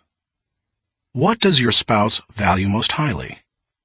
Money in the bank or your time freely given? What would small children really rather have from you? A toy or your undivided attention? The people who love you would rather have you than what you can give them. If you want to become the kind of person who invests in people, then consider others and their journey so that you can collaborate with them. Each relationship is like a partnership created for mutual benefit. As you go into any relationship, think about how you can invest in the other person so that it becomes a win-win situation. Here is how relationships most often play out. I win, you lose. I win only once. You win, I lose. You win only once. We both win. We win many times. We both lose. Goodbye partnership. The best relationships are win-win. Why don't more people go into relationships with that attitude? I'll tell you why. Most people want to make sure that they win first. Unselfish thinkers, on the other hand, go into a relationship and make sure that the other person wins first. And that makes all the difference. 5. Continually check your motives. François de la Rochefoucauld said, "What seems to be generosity is often no more than disguised ambition, which overlooks a small interest in order to secure a great one." The hardest thing for most people is fighting their natural tendency to put themselves first. That's why it's important to continually examine your motives to make sure you're not sliding backward into selfishness. Do you want to check your motives? Then follow the modeling of Benjamin Franklin. Every day, he asked himself 2 questions. When he got up in the morning, he would ask, "What good am I going to do today?" And before he went to bed, he would ask, "What good have I done today?" If you can answer those questions with selflessness and integrity, you can keep yourself on track. Give while you live. In the fall of 2001, we all witnessed a demonstration of unselfish thinking unlike anything we had seen in the United States for many years. Who can forget the events of September 11th, 2001? I had just finished teaching a leadership lesson when my assistant Linda Eggers came into the studio to announce the tragic news. Like most Americans, I remained riveted to the television all day and heard the reports of the firefighters and police officers who raced into the World Trade Center towers to help others, never worrying about their own safety. In the days following the tragedy, millions of Americans expressed a great desire to do something that would help the situation. I had the same desire. InJoy was scheduled to do a training via simulcast on September 15th, the Saturday following the tragedy. Our leadership team decided to add a 1.5-hour program titled America Prays to the end of the simulcast. In it, my friend Max Lucado wrote and read a prayer, expressing the heart's cry of millions. Franklin Graham prayed for our national leaders. Jim and Shirley Dobson gave advice to parents on how to help their children deal with the event. And Bruce Wilkinson and I asked the simulcast viewers to give financially to the people injured on September 11th. Amazingly, they gave $5.9 million, which World Vision graciously agreed to distribute to those in need. Unselfish thinking and giving turned a very dark hour into one of light and hope. Less than 2 weeks after the tragedy, I was able to travel to Ground Zero in New York City. I went to view the site of the destruction, to thank the men and women clearing away the wreckage, and to pray for them. I can't really do justice to what I saw. I've traveled to New York dozens of times. It's one of my favorite places in the world. My wife and I had been up in the towers with our children many times before, and have wonderful memories of that area. To look at the place where the buildings had once stood, and to see nothing but rubble, dust, and twisted metal, it's simply indescribable. What many Americans didn't realize is that for many months, people worked diligently to clean up the site. Many were New York City firefighters and other city workers. Others were volunteers. They worked around the clock, 7 days a week. And when they came across the remains of someone in the rubble, they called for silence and reverently carried them out. Since I am a clergyman, I was asked to wear a clerical collar upon entering the area. As I walked around, many workers saw the collar and asked me to pray for them. It was a humbling privilege. American educator Horace Mann said, "Be ashamed to die until you have won some victory for humanity." According to this standard, New York City's firefighters are certainly prepared for death. The service they perform is often truly heroic. You and I may never be required to lay down our lives for others as they did. But we can give to others in different ways. We can be unselfish thinkers who put others first and add value to their lives. We can work with them so that they go farther than they thought possible. Thinking question. Am I continually considering others and their journey in order to think with maximum collaboration? Chapter 11. Rely on bottom-line thinking. There ain't no rules around here. We're trying to accomplish something. Thomas Edison, inventor. how do you figure out the bottom line for your organization, business, department, team, or group? In many businesses, the bottom line is literally the bottom line. Profit determines whether you are succeeding, but dollars should not always be the primary measure of success.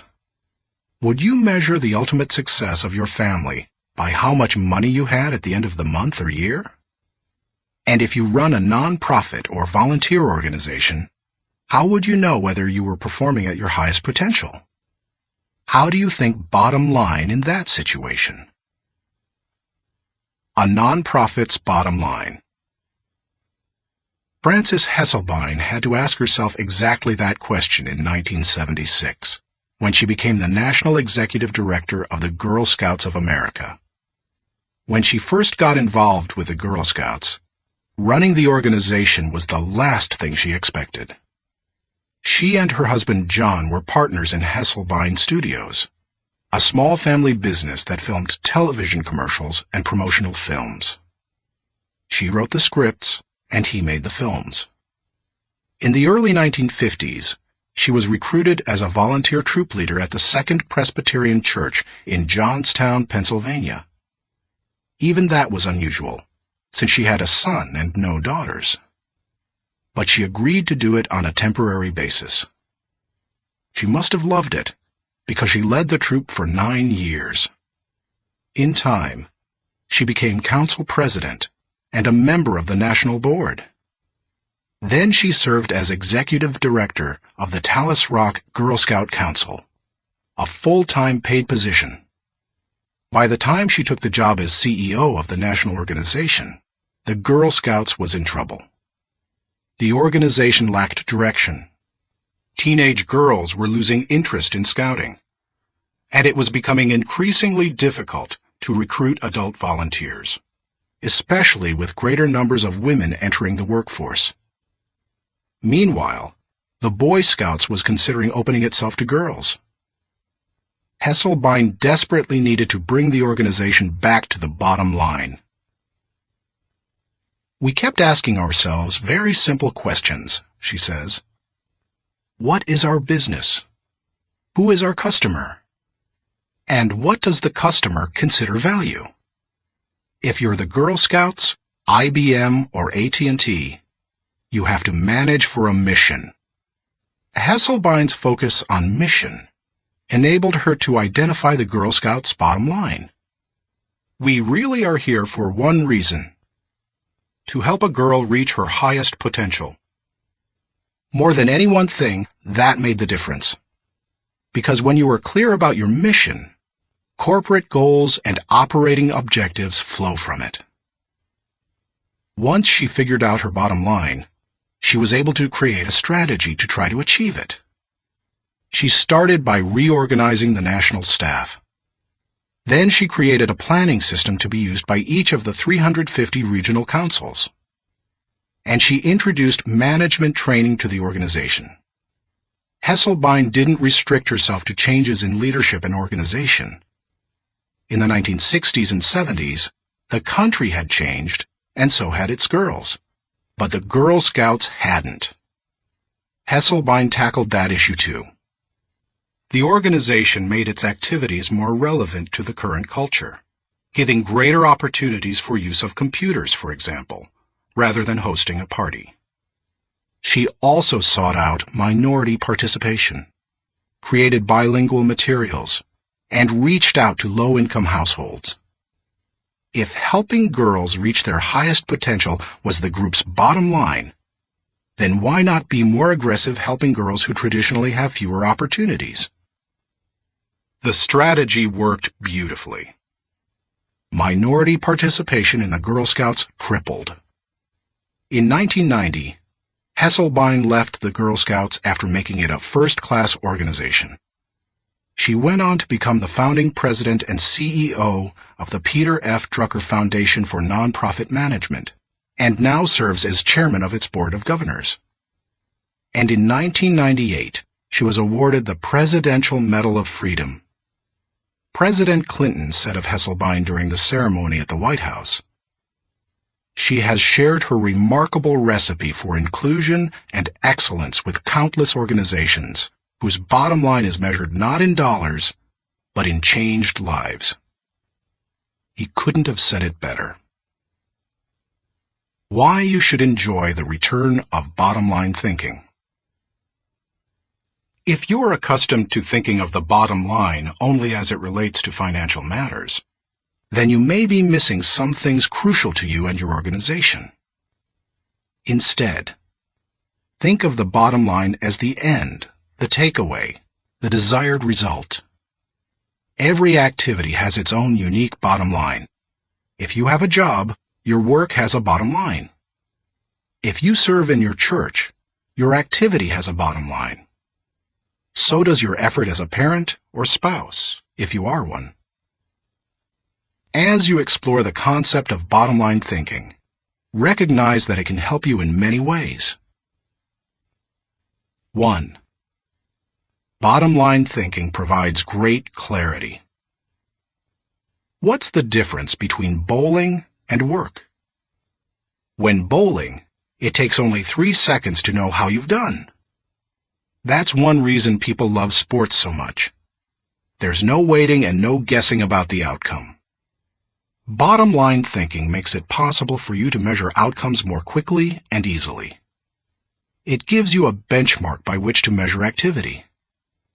It can be used as a focused way of ensuring that all your little activities are purposeful and line up to achieve a larger goal. 2. Bottom line thinking helps you assess every situation. When you know your bottom line, it becomes much easier to know how you're doing in any given area. When Frances Hesselbein began running the Girl Scouts, for example, she measured everything against the organization's goal of helping a girl reach her highest potential. From the organization's management structure, which she changed from a hierarchy to a hub, down to what badges the girls could earn. There's no better measurement tool than the bottom line. 3. Bottom line thinking helps you make the best decisions.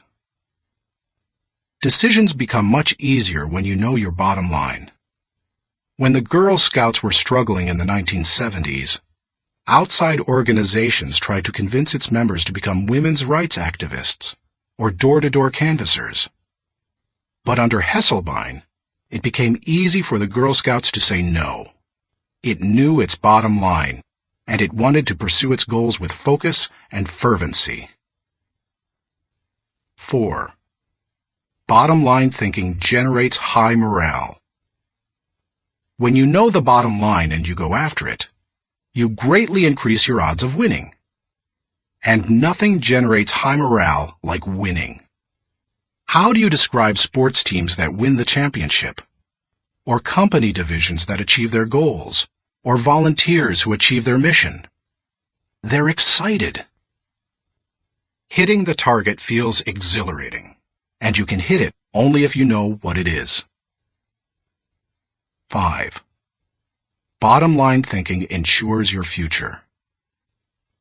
If you want to be successful tomorrow, you need to think bottom line today. That's what Frances Hesselbein did, and she turned the Girl Scouts around. Look at any successful, lasting company, and you'll find leaders who know their bottom line. They make their decisions, allocate their resources, hire their people, and structure their organization to achieve that bottom line. How to enjoy the return of bottom line thinking. It isn't hard to see the value of the bottom line. Most people would agree that bottom line thinking has a high return. But learning how to be a bottom line thinker can be challenging. 1. Identify the real bottom line. The process of bottom line thinking begins with knowing what you're really going after. It can be as lofty as the big picture vision, mission, or purpose of an organization. Or it can be as focused as what you want to accomplish on a particular project. What's important is that you be as specific as possible. If your goal is for something as vague as success, you will have a painfully difficult time trying to harness bottom-line thinking to achieve it. The first step is to set aside your wants. Get to the results you're really looking for, the true essence of the goal. Set aside any emotions that may cloud your judgment, and remove any politics that may influence your perception. What are you really trying to achieve? When you strip away all the things that don't really matter, what are you compelled to achieve? What must occur? What is acceptable? That is the real bottom line. 2. Make the bottom line the point. Have you ever been in a conversation with someone whose intention seemed other than stated? Sometimes the situation reflects intentional deception, but it can also occur when the person doesn't know his own bottom line. The same thing happens in companies. Sometimes, for example, an idealistically stated mission and the real bottom line don't jibe. Purpose and profits compete. Earlier, I quoted George W. Merck, who stated, "We try never to forget that medicine is for the people. It is not for the profits. The profits follow, and if we have remembered that, they have never failed to appear." He probably made that statement to remind those in his organization that profits serve purpose. They don't compete with it. If making a profit were the real bottom line, and helping people merely provided the means for achieving it, then the company would suffer. Its attention would be divided, and it would neither help people as well as it could, nor make as much profit as it desired. 3. Create a strategic plan to achieve the bottom line. Bottom line thinking achieves results. Therefore, it naturally follows that any plans that flow out of such thinking must tie directly to the bottom line. And there can be only one, not 2 or 3. Once the bottom line has been determined, a strategy must be created to achieve it. In organizations, that often means identifying the core elements or functions that must operate properly to achieve the bottom line. This is the leader's responsibility. The important thing is that when the bottom line of each activity is achieved, then the bottom line is achieved. If the sum of the smaller goals doesn't add up to the real bottom line, then either your strategy is flawed or you've not identified your real bottom line. 4. Align team members with the bottom line. Once you have your strategy in place, make sure your people line up with your strategy. Ideally, all team members should know the big goal as well as their individual role in achieving it. They need to know their personal bottom line and how that works to achieve the organization's bottom line. 5. Stick with one system and monitor results continually. Dave Sutherland, the president of one of my companies, ISS, believes that some organizations get into trouble by trying to mix systems. He maintains that many kinds of systems can be successful, but mixing different systems or continually changing from one to another leads to failure. Dave says, "Bottom line thinking cannot be a one-time thing. It has to be built into the system of working and relating and achieving. You can't just tune into the desired result every now and then. Achieving with bottom-line thinking must be a way of life, or it will send conflicting messages.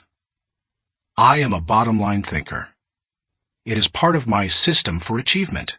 I practice it every day. No other measurements, no wasted efforts." Dave calls members of his field team every night to ask the bottom-line question they expect to hear. He continually keeps his eye on the company's bottom line by monitoring it for every core area. When it comes right down to it, regardless of your bottom line, you can improve it with good thinking. And bottom line thinking has a great return because it helps to turn your ideas into results. Like no other kind of mental processing, it can help you to reap the full potential of your thinking and achieve whatever you desire. Thinking question. Am I staying focused on the bottom line so that I can gain the maximum return